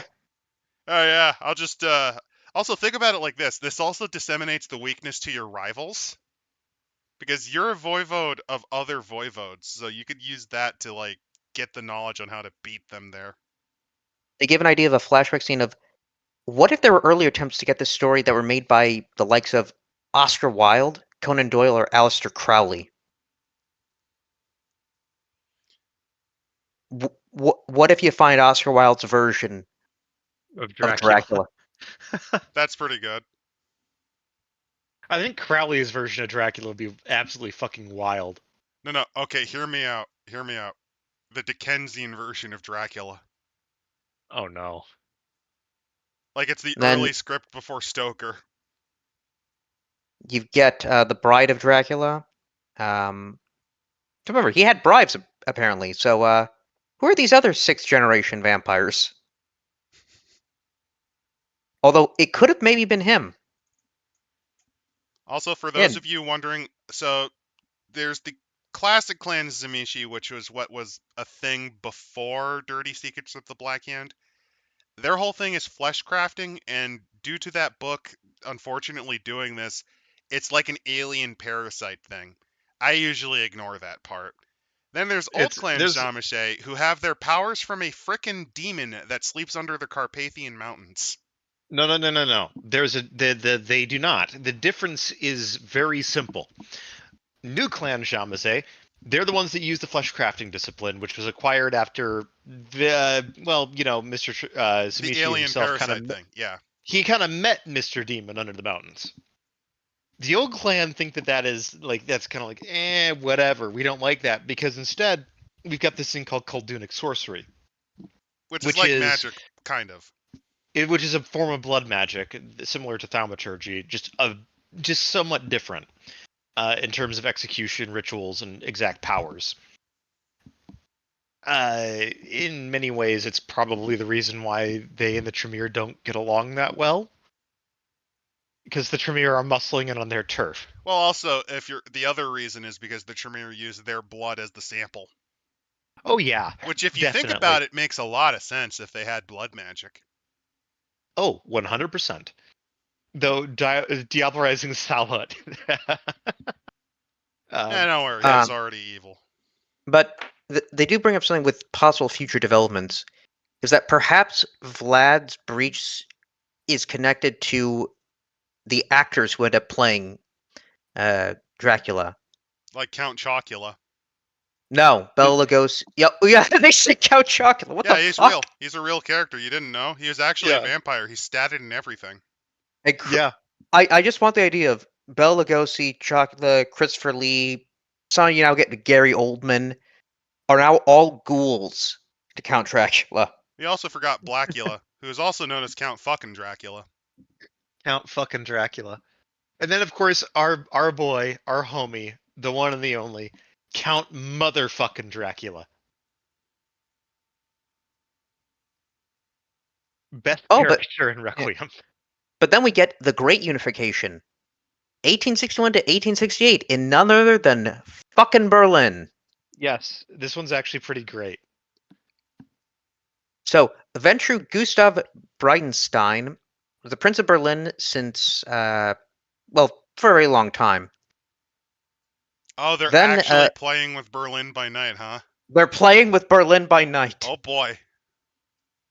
That year being 1575, visiting Tremere was exposed to the sun too extensively and destroyed, causing a long-lasting vendetta between Breitenstein and the clan. By the way, that is actually a lot better, because do you want to know what the original blood libel and complaint was about?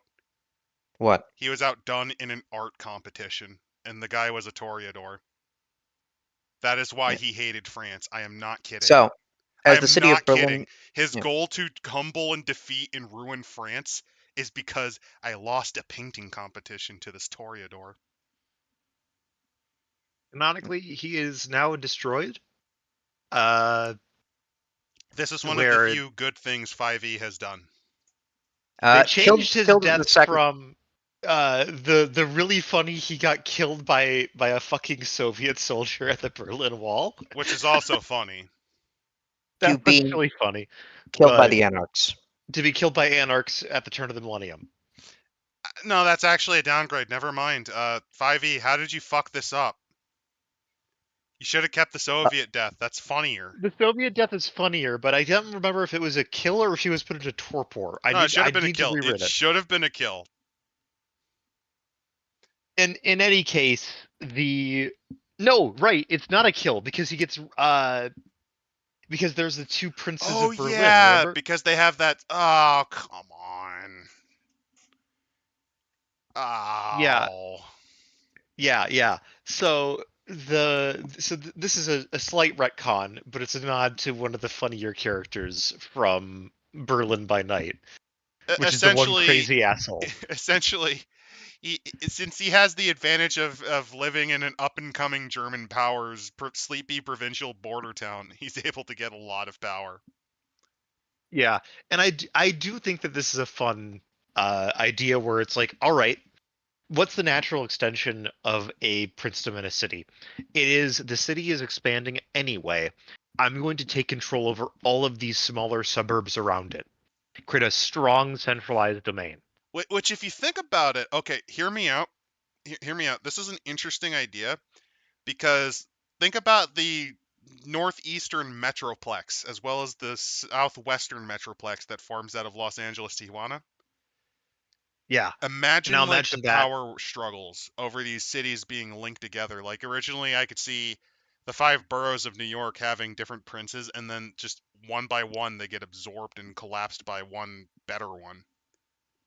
Or into concurrent multiple people claiming the title prince, controlling different areas of the city. Yeah, So that's that actually so that interesting. wait, that actually does bring up one of the developments is that a self-professed Ventrue shows up in one of the courts of the Camarilla claiming to be Prince Bridenstine himself, having returned from hiding to take what's his. I Do you mean, trust Besides him? everybody that, who knows him, possibly dead. That could be a really clever play And for then it power, then it or turns it out could be it's that guy. Himmler. that's I pretty was about to funny. say There is one they other they thing I like, which is that this guy is actually used by the Anarchs specifically for propaganda purposes, because he is used as the worst example of the Camarilla. Because he yeah. honestly is. He's genuinely Right. And they terrible. mentioned that after his death, the whole, in the second Inquisition, the whole domain falls apart. It's now a bunch of small autonomous anarch fiefdoms and Camarilla clinging on to what control they can. Which I can kind of see, but I also kind of see it as a little bit, it makes sense given the guy's a clown, though, so I'm not going to complain.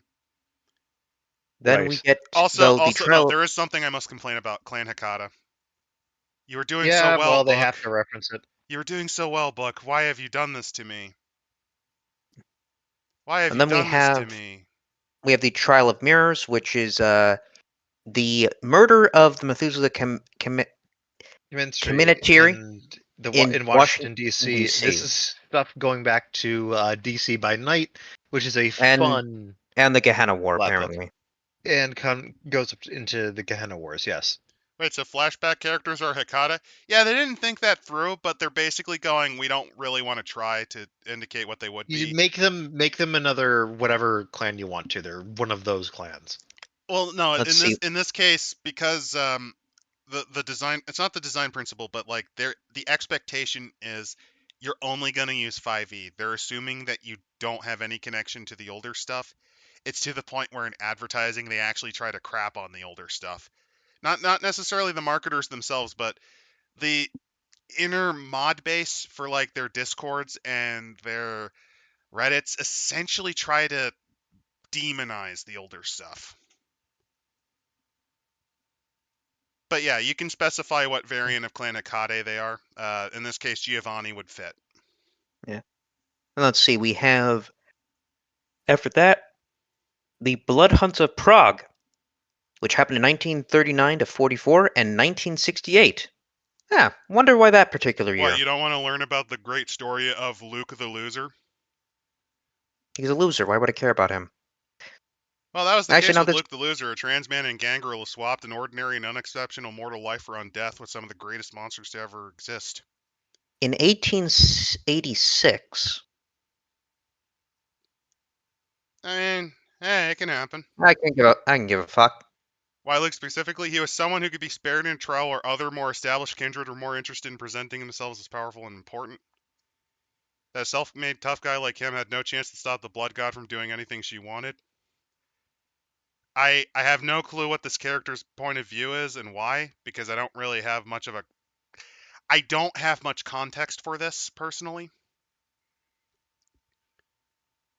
I mean, yeah, it's a DC Yeah. by Night thing, but I have no context for that because I never really read DC by Night. So Yeah. So moving on. So, 1939, Nazi Germany goes into Prague, and um, the during the first night of the German arrests in the Jewish ghetto, the Nosferatu prince Zevi was burned in the chemical fires of a German flamethrower. For hundreds of years, Zevi and his Nosferatu allies were embroiled in a cold war against the Ventrue elders, who never forgave him for killing the former prince back in 1199. And the Ventrue take this opportunity and And declare declare. basically a blood hunt on every Nosferatu in the city. And then in 1968, the progressive socialist Czechoslovakian government decides to go for a de-Stalinization effort, and the Soviet Union responds with 500,000 troops. So, if you're ever curious on where the term tanky comes from, it's specifically the response to efforts like this, where they would send tanks to crush the protesters. Well, because they're going against the party. I mean, who would go against the party besides capitalists? It's essentially you're carrying water for a group of people that would crush them with tanks. That's where it comes from.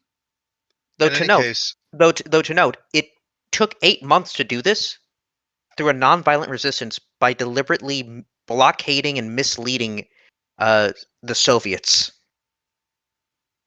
But the Anarchs eventually managed to try to get away with a bunch of shit. Zivi's old right-hand man, Kirill, is now the primogen of the Bruja, and he is the prince's sheriff in Prague.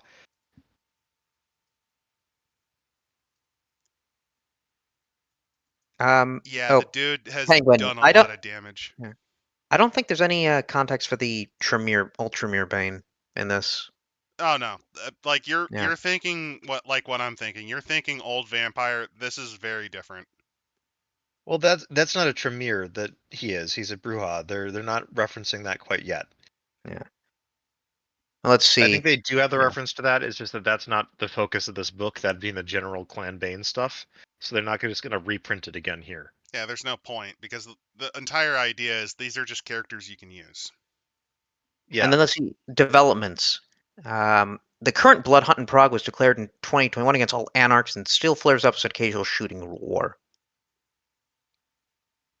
Simply So, the Methuselah yeah. Shagra, rumored to sleep beneath the city, is finally awake or is about to awaken, and that is fed to the apocalyptic nature of the war. A blood hunt against all anarchs was declared after a second disastrous convention of Prague in 2021, ended with an coordinated strike by covert Vatican strike teams and local law enforcement. Anarchs were blamed for the leak, and they were a fine scapegoat just a decade after the Bruja had assassinated Camarilla leaders in the city. The truth behind the strike may soon be lost for good, swept away in the blood of frenzied children spilled from the contested rooftops. And instead, you can play the video game Blood Hunt. Oh wait, I don't think you can anymore. I don't think you can, and I'm gonna be Why would? frank. I don't give a shit for Second Inquisition stuff. So moving on. Birth of the Anarch Free. Free States. This is actually a really important event in vampire lore. It's not only important in general, but if you've ever played the original Bloodlines, yeah, this is a major plot point. Even in that game. So, December of 1944, Second Anarch Revolt begins. And in L.A. LA becomes essentially the first example of an anarch-controlled area. What, the Soviet Union doesn't count? Not really, because it's kind of cut off from everything else by fucking Baba Yaga. I feel like it's a case of, no, that one didn't count, this one did. This is real anarchism. That's what I feel like, yeah. And so you get Salvador Garcia. He has taken steps to avoid power as he's leading the Anarch Revolt, trying to focus on the various strands of the Anarch movement. According to legend, he destroyed the Prince of Los Angeles in a daring raid. There are rumors that's not true, though, and something darker happened. You have Magnolia Lake, Camarilla, recently embraced, who's sort of been left behind.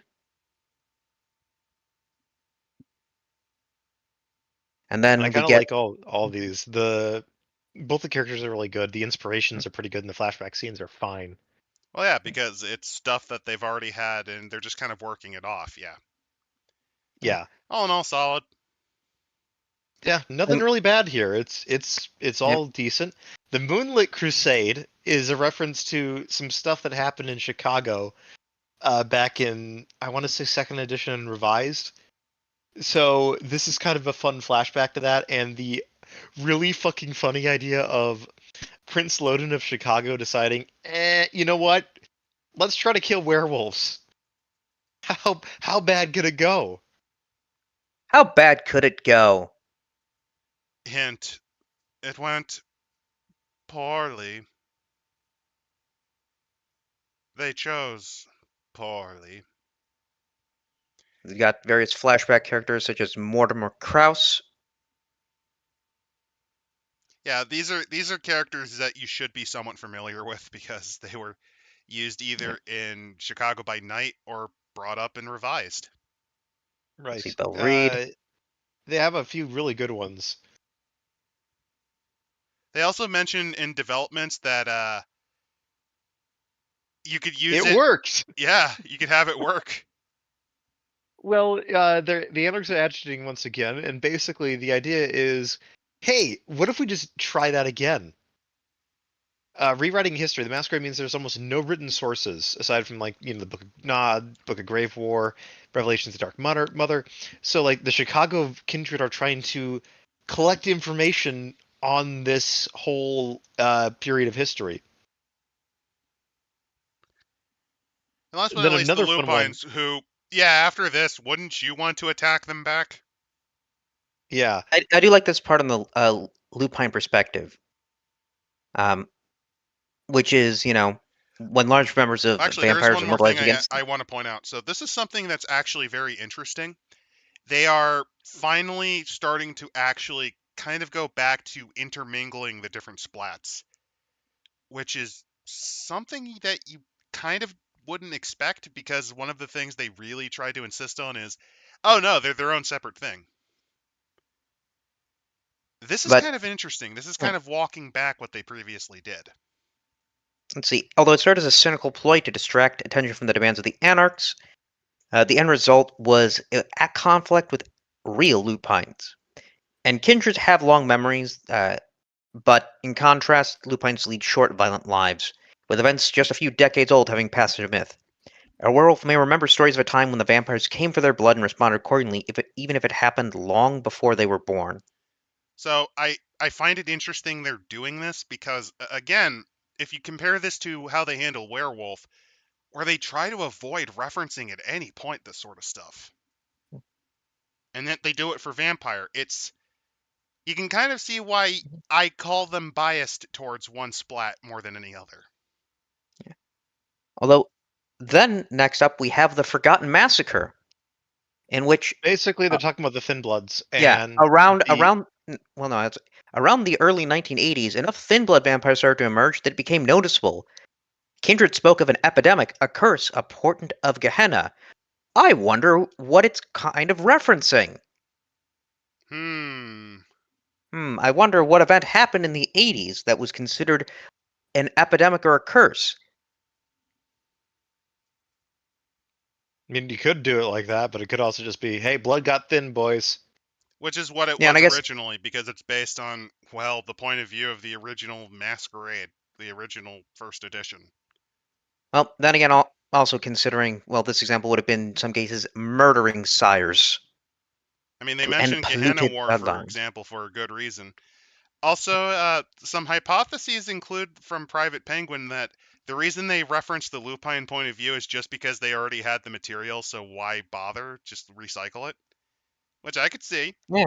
But given that they have also brought back the White Wolf label in a weird attempt to try to appeal to Grogs again, it might be an attempt to walk back some of their previous design decisions. I'm not hopeful. I'm really not, because I just don't think they have an understanding, but I will say, as of right now, this is probably the best 5e book that I've read from any of their respective splats so far. And then they give us other recent events such as the Week of Nightmares, in which possibly an antediluvian arose and purged the Ravnos. The Gehenna Yeah. War, the Beckoning, the Second Inquisition, all that sort of shit. Yeah. They make this as like less than a page to give you an idea. Plus, they kind of expect that you're a little bit familiar, at least especially with the Second Inquisition and the fall of Vienna, London, and Berlin. But now we get to basically playing the loss of time. AKA the cloud of the mists of time. And so a few things to focus on, as they say. A long, unlife will give you plenty of chances for you to regret, and some kindred become plagued by that. And this chapter is all about reforging the touchstones and convictions, struggling with low humanity, and the crisis about getting really, really old. Again, so that regret thing, that's one example. So you have a society called the Order of Repentance to punish themselves for everything they did and didn't do. You could have Okay, again. no, before you do, the repentance and then not a fetish. Not a fetish. I don't know why that's there. I know why that's there. You have to repent, bad boy. Now let me shove that stiletto into your eye. You can heal it, Well, sweetie. this is vampire. I mean, I could see that Why are happening. you justifying the author's poorly disguised fetish? Isn't this a reference to a scene from Dusk Till Dawn? It probably is, but why are you Oh, defending the author's poorly disguised fetish? well, because this is the first time we've seen this. If it would have been a fetish, we would have seen this already by page 5.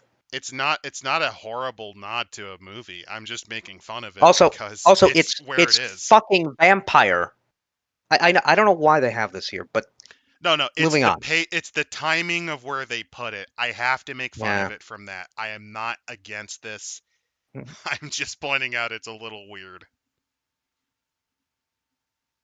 But back onto the whole other areas to cope with loss of time.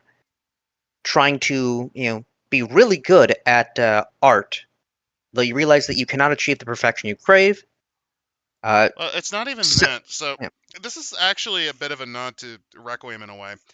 The concept, and actually the Toreador tragedy in general, true creativity is something you really only have as a human, like that actual spark. You can only kind of replicate what you want. You can't actually. It's not that you can't improve. It's just you lack that spirit when you try to work something. It's that poisoning everything you touch sort of thing.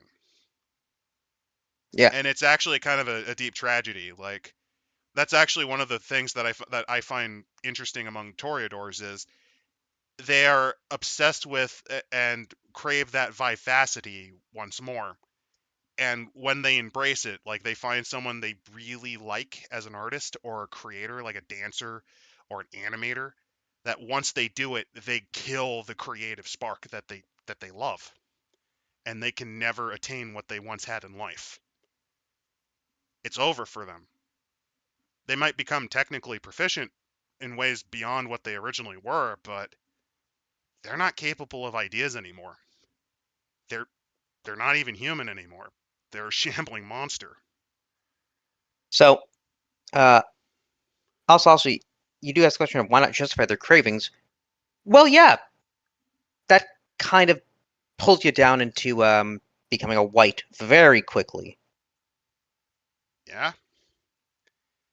Though you could survive by perhaps settling down and raising childer, and then realizing that. Also, the thing is, like, angst is an innate thing among vampires, even as early as first edition Dark Sun. Like, of course, Yeah, there's this gonna be is angst. not- What It's the been fuck in do you there expect? since like Interview with a Vampire. That's the whole fucking Toreador thing. That's the entire reason why the Toreador exist is basically the angsty vampire trope. That's their purpose. That's what they do. This is just going to expand that to other clans, which is totally fine. And that was Like, kind look of at the the whole fucking- thing. Your entire thing is you're kind of a horrible monster that imitates what you were in life. Like Woe it, is me, a monster I am, lest a monster I become. etc., etc. That's the point of humanity as a stat. like, Yeah. and They do. even the Yeah. paths. That's to try to form something equating to a personality that's not just kill, blood, murder, kill, blood, eat, consume.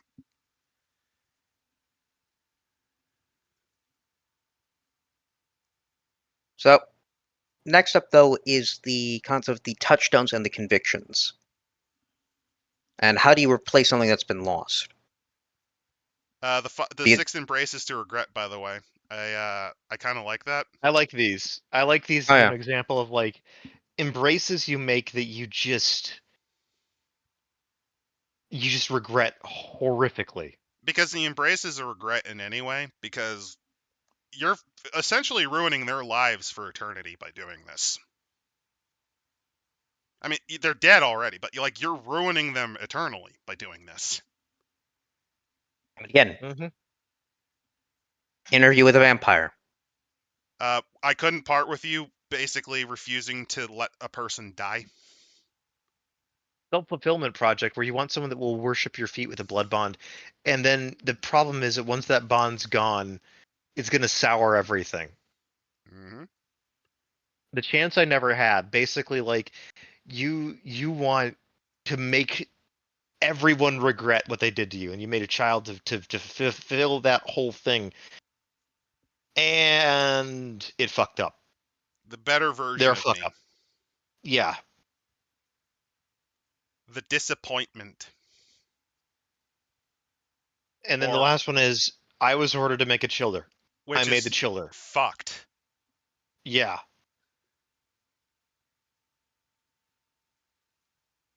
By the way, before we continue, there is a quote from Private Penguin that I want to read.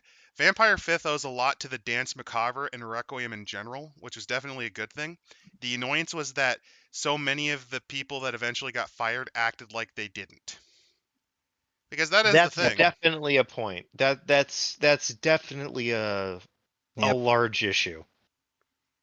Because this, I have to be honest, I like some of the way they're going with this, but on the other hand, this is just stuff that I'd slap on to Chronicles of Darkness's Requiem more than anything else.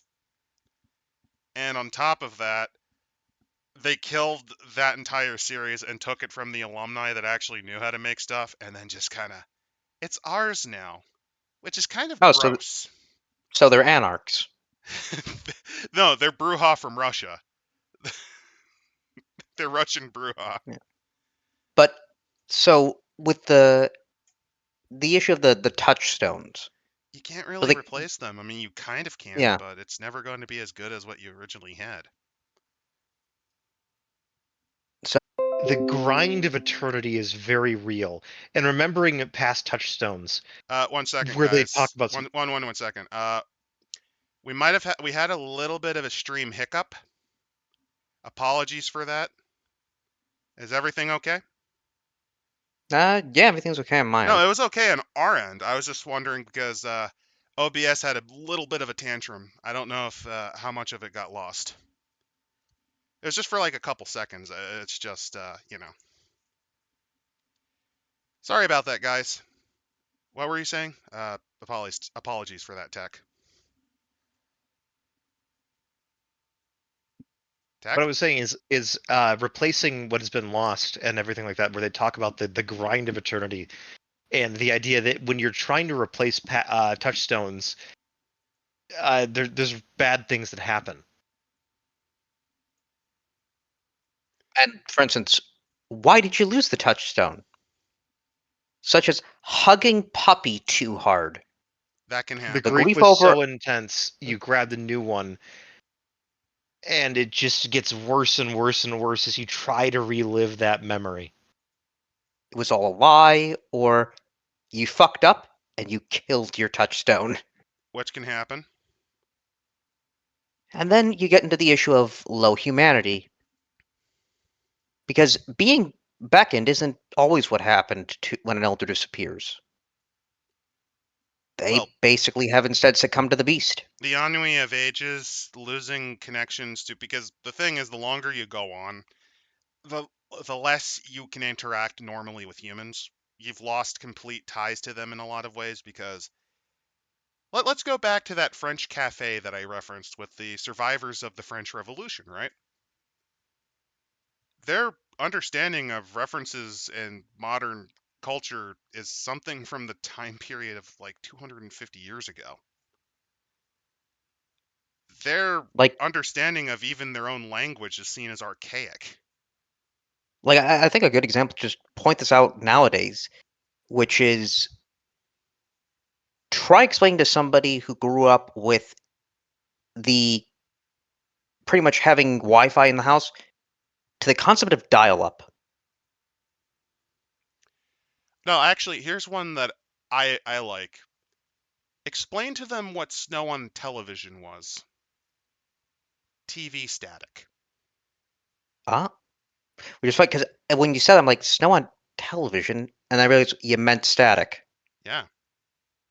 Rotary phones, That's or not only that, but just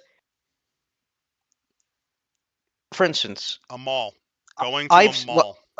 or I've seen this. I've seen many people who said like the peak of like Halo, the video game was Halo 2 multiplayer. Never played Halo 2 multiplayer when it was on the original Xbox, so I have no experience with that. So you have these sort of passions, these emotions, these connections, and this nostalgia that already someone a few years apart doesn't understand. You just say, hey, do you want to watch this on Betamax?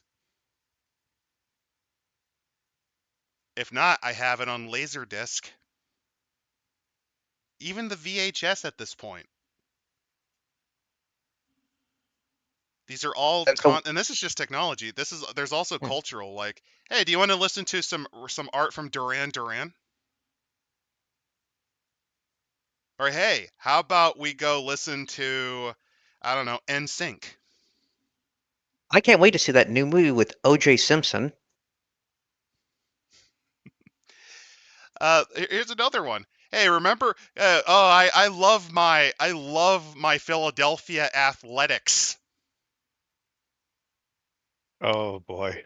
because the Athletics used to be in Philly. I love eating AIDS. True. Hey, do you want to have some head cheese with aspic? Okay, that's too far back for me. We're gonna have to go to the Piggly Wiggly. Look, you can drop it so we can keep moving here. Yeah, I know, but but these references, and that just it gets worse as you get older. You cannot connect with humanity of the now. and how much of the past do you remember? Oh, that's another thing. Because As you this is age, the your other thing. memory goes down to shitter. This is still a human brain. Memory gets forgotten, and so you wind up basically being like, what's the point of it all? I'm having to spend most of my unlife making sure that other people don't murder me. I gotta kill people to survive. Why Days don't I mean just embrace the nothing to beast? me. Months are a blip. I chart things in years now. And then you become a white. The Because relief of torpor. yeah. Yeah, here's the Yeah, thing. basically At that point, going to slip away, it might be better for you at low humanity. To just sleep. Yeah. Beast takes over. that can happen. These are ways for your character to kind of go out, I think is a good way to put it. Choosing death. Uh Sometimes you just choose to die. yep. Or And then of sometimes As you're I course, just so bored. You decide to break society in such a way to find excitement. yeah, you do because something that leads to a blood hunt because you're like, I've Yeah. had it. you've done everything except break the taboos. And then if you can get away with it, you're gonna run out of taboos. Oh man, not Nito has come up with is cooking. Not to be that guy, but you can experience humanity again. It just takes Dominate 5 and a slave. That is true. You could experience humanity again. There are probably Ancilla and elders who do that. where they just meat puppet a ghoul just to experience humanity again. But that's still experiencing it from their perspective, from their time. That is true. It is not. You're basically doing the replacement touchstone by doing Yeah. that. But it's the same as spiraling destruction. It can take decades, but the beast is cunning and patient, and it will eventually win. It's more like eventually you're the echo of humanity that you are, because you're not really the human anymore. Not really. Eventually, that's just going to completely corrode and decay. And then finally, you become a white.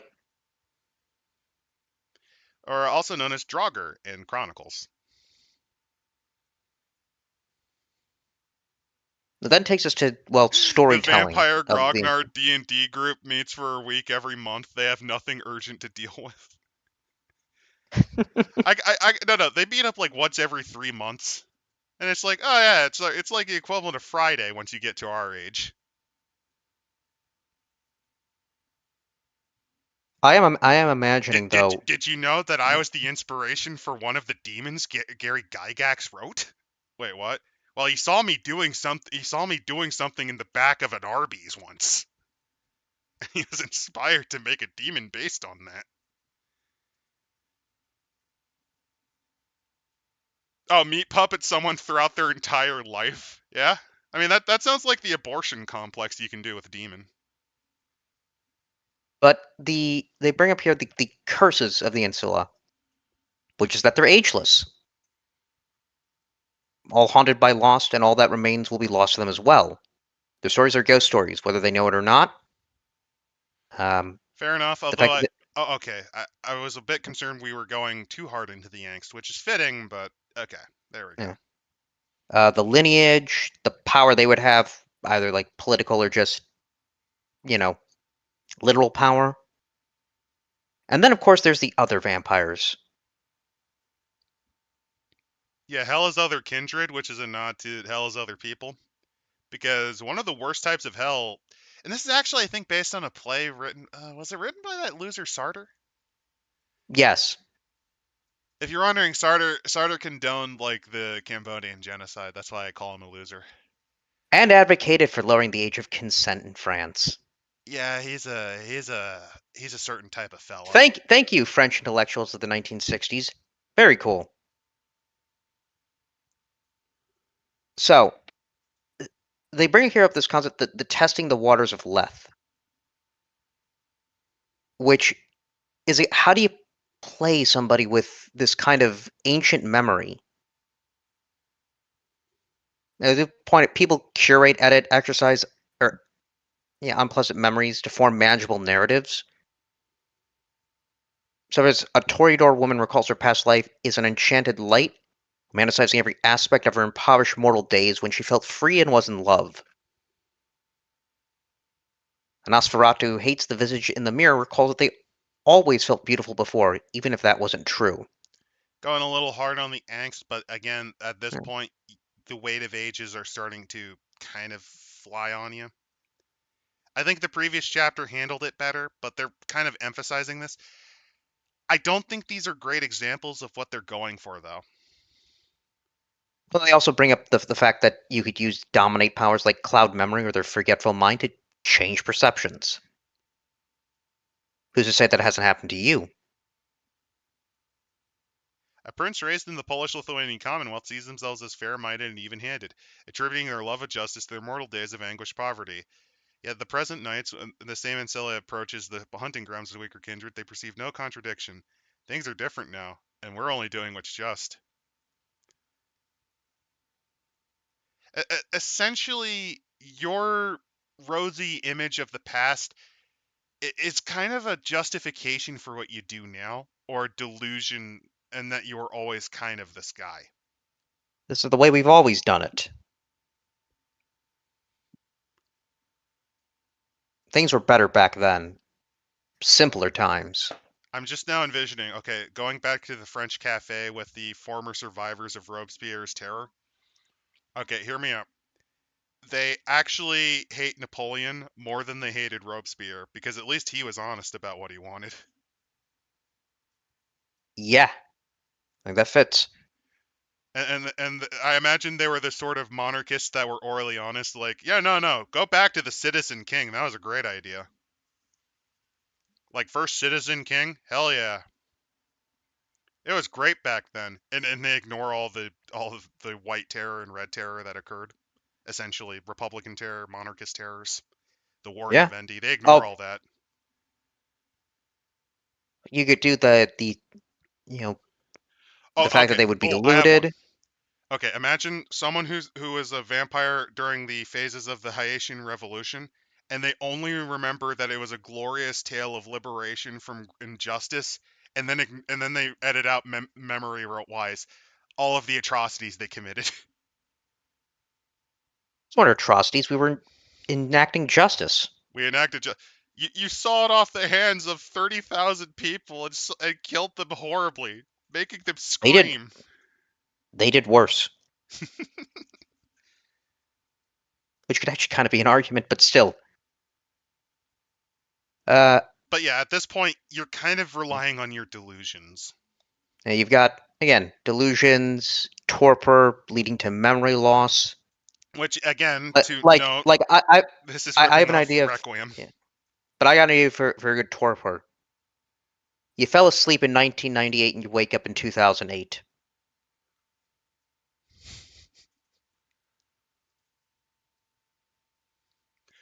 No. Okay, hear me Like out. not just like there would be the real world mindfuck, and then it's like, wait a minute, what happened to Ravnos? No, I have a funnier idea. Okay, hear me out. A vampire from the 1950s who goes, you know what? I bet this will happen the day the Cubs win the World Series. They go into torpor in the 90s. They wake up. What the hell? They won the World Series? No wonder the world almost ended.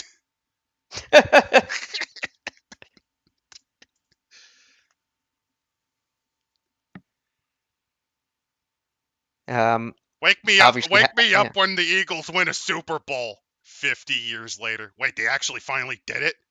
Wait, what time is it? They took that long? Incoherent vampire screaming. Yeah. You have uncomfortable regrets. And there's a lot of Eh, those. They're kind of yeah, going hard on the angst, which yeah. I think they're going a little too hard, but it also fits. Then they give us obviously the rules for playing Memoriam of actually doing a flashback and running it. Which, hey, that's something that was done in Mummy to great effect. Yeah, this feels like a mummy thing. Though they had that in Vampire 5th edition. Well, And they probably do give because they borrowed it from Mummy. yeah, extended rules and Also, let's be fair, you can do this with older yeah. vampires. That was a thing that's always been kind of something you could do. Yeah. Then this Then they last give chapter us isn't quite as good as yeah, the like previous. this is more into some of the more mechanics and what you would be doing if you're very much trying to engage with the system. And it's clear that the people working on this don't really know how mechanics work. I'm going to be blunt. I don't think they did. It was kind of obvious when they showed how they made their Ancilla sheets. Those are pretty fucked. Though they then give us it's on page 145 of the ability to steal memories from Kindred. Which I think might be a nod to the Night Horror's Nemnivore that can do that. It says you could do a chemically induced flashback, Secret of the Ashfinders, or your own magical or alchemical means to do so. I feel like this is an idea they had that they thought was really cool. And I just don't give much of a shit for it. I don't Well, hate then it, but I don't like it. after that, they give us the typical lore sheets. It was like Basically, store-bought spaghetti sauce on pasta. basically if you're a part of want to be part of a background of a certain event or group, and how deep you were in it gives you some bonuses, but also consequences. And then last but not least, the lore sheets. Yeah. Which is just kind of very quickly assembled. These I- is the lore that you know of it. I do like this though with page 154, the Vanderbilt Ventru. which is that the main family of the Vanderbilts were mortals, but the same can't be said for their circle of friends and relatives. At the height of their fortune, the Vanderbilts were all but surrounded by Ventrue.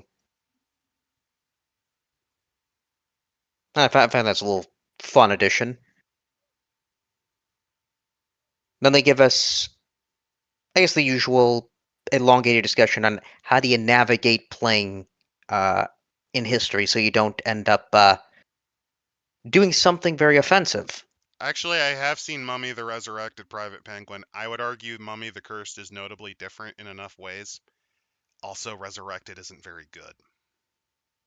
There's a reason it was dropped very quickly.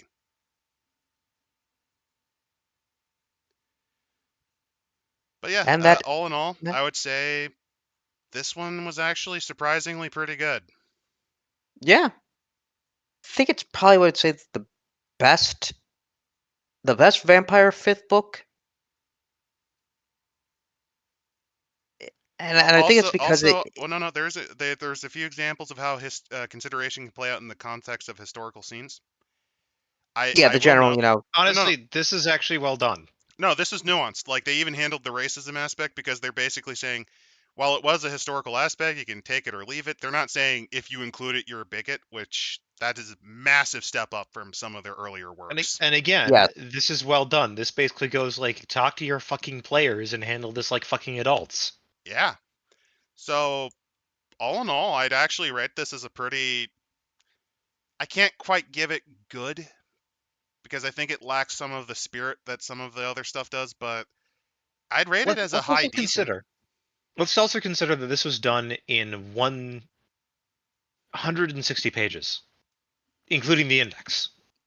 That they managed to get this much into a single book is worth commending. When you're probably under very strict page count. That's impressive. Kudos to that. Could they have put more in it? Certainly. Also, But yes, unfortunately, this book was surprisingly pretty solid. I would say that the only reason I can't rate this good is the mechanics they added for playing Ancilla characters. It's more clunky, less efficient. It's clear that what they were obsessed with and focused on was the lore. They nailed that part fine, but by putting the mechanics, it actually drags it down. There's also the that I problem also say, it's part of 5e, but you can just repurpose it for Requiem just fine because yeah, at the end of the day, this is wearing Requiem's skin. I would say this: you could take this to actually play back in like the historical areas. There's enough setup they have for some of the plots that would have been going on. Oh That no, this is yeah, very you could just useful. you just take it in that time period. I would rate it high decent because it's actually a pretty solid, like really quick, rough guide for what vampires were going through for like the last 200 years. Like it's pretty good for that at the very least. It references a lot of the Splat books. It is damning that this is the only Splat they seem to give a shit about. It's very clear they only ever played Vampire. Because there's a lot more love put into this than was ever put in any of the other Splats. Which, on the very one much. hand, fair enough. You like Vampire, I understand. It is probably my favorite of the old World of Darkness Splats too. On the other hand, it does make the werewolf splats that we covered even more damning. But that's not going to negatively affect the score of this book. Very high decent. It only doesn't get good because I think the mechanics are too fucked. But that's about it. Like, honestly, it's a high decent. I would use it as a reference guide. It's very useful in that respect. It gives you all you need to actually run a chronicle. At least if you want to go through a speed run on what sort of politics would the vampires be thinking about. Because that is important. What would the politics of these centuries-old guys, what would they be doing? What sort of things are they Yeah, still mad about? And yeah, what sort of things have they buried the hatchet on? which would be very funny if like a vampire that was ghouled during the time of we had that border crisis with Canada, and just is still pissed with Canadians to this day. The 45-40 year fight. Yep. No, I have a funnier idea. Okay, hear me out. A Mexican vampire who was killed after Carranza was dead. Like, he was brought back after Carranza. He was a Carranzista. So he really fucking hates Pancho Villa and Emiliano Zapata. He is unlike most Mexicans in that he preferred Carranza, even though he was an assassinator who killed Zapata. So it's like, no, no, no. They were fake revolutionaries. Carranza was justified. Or alternatively, a not Porfirio Diaz by this point was kicked out, but his successor, he was pro keeping the dictatorship. Oh no, I've got another crazy one. A member of the Whig Party. Oh no. That's a fun brought one. back to modern day, and it's like, fuck it. I don't like the way this country's going. I want to institute the Whig agenda. Oh, no. Okay, hear me out. A Bruja who was a member of the Greenback Party. Oh, they actually introduced paper currency. I'm pleased with this. No, bimetalist. William Jennings Bryan, bimetalist vampire. No, I got another one. The Anti-Masonic Party, active in the late 1820s. They come back. It's like he's just at his local representatives meeting. It's like, how concerned is everyone? Why is no one talking about the influence of the Freemasons? Oh, I have a fun one. Okay, hear me out. Toreador, 11th generation, actually was one of the people who walked with Gabriel D'Annunzio on the march to Fiume and part of that futurist state movement, and was embraced at the height of it. So, like, we got this Italian futurist who actually rejects fascism because he sees it as a corruption on the ideals of the modern nowness of society. Because Mussolini abused the shit out of futurism.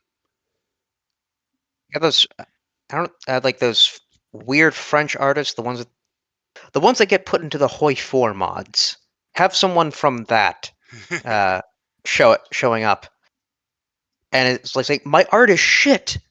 But then the modern art's like, no, that's perfect. A World War II era isolationist. No. Okay. We're talking pure, the New Deal was a mistake. No, I've got a better one. Far right guy who hated the rise of the Germanic immigrants. Just, we have one of them in charge? Yeah, like I said, this is a book that's actually pretty decent. I'm sorry that you had to use your uppers, not Nito, for a book that was actually pretty good, but no. I'm actually going to recommend it. I did link to it via Renegade Studios' own website. I'd actually say it's overpriced for what they're asking, but it's definitely a worthy buy. If you can catch it on the sale, or if you get like this is actually at least decent enough. I will recommend it. I think this is the first 5e thing I have actually recommended. I don't strongly recommend it, but I think it's pretty good. I'd recommend Dark Eras over it. I would have to say that this is still, in my opinion, very mid. It's decent. It's not bad. There's nothing in this that I can point out and say is bad. It's just a high decent. It's not really good, but by 5e standards, this is amazing. That's a lot of standards. This is adequate. This is adequate. It does what it's supposed to do. I recommend it, but I'd recommend Dark Eras over it. Yes. Though for next week, then I think we should go back to a little BattleTech. We did miss Tukey a day. We did. I'll let a resident tech pre/com star adept to figure out what the best one is. Magic Man, do the science thing and tell us what book we should read. I'll have to look through my collection. I've got several ideas. Don't worry, I have other ideas if you cannot. I will dig through my slop folder because this book is too good. We leave you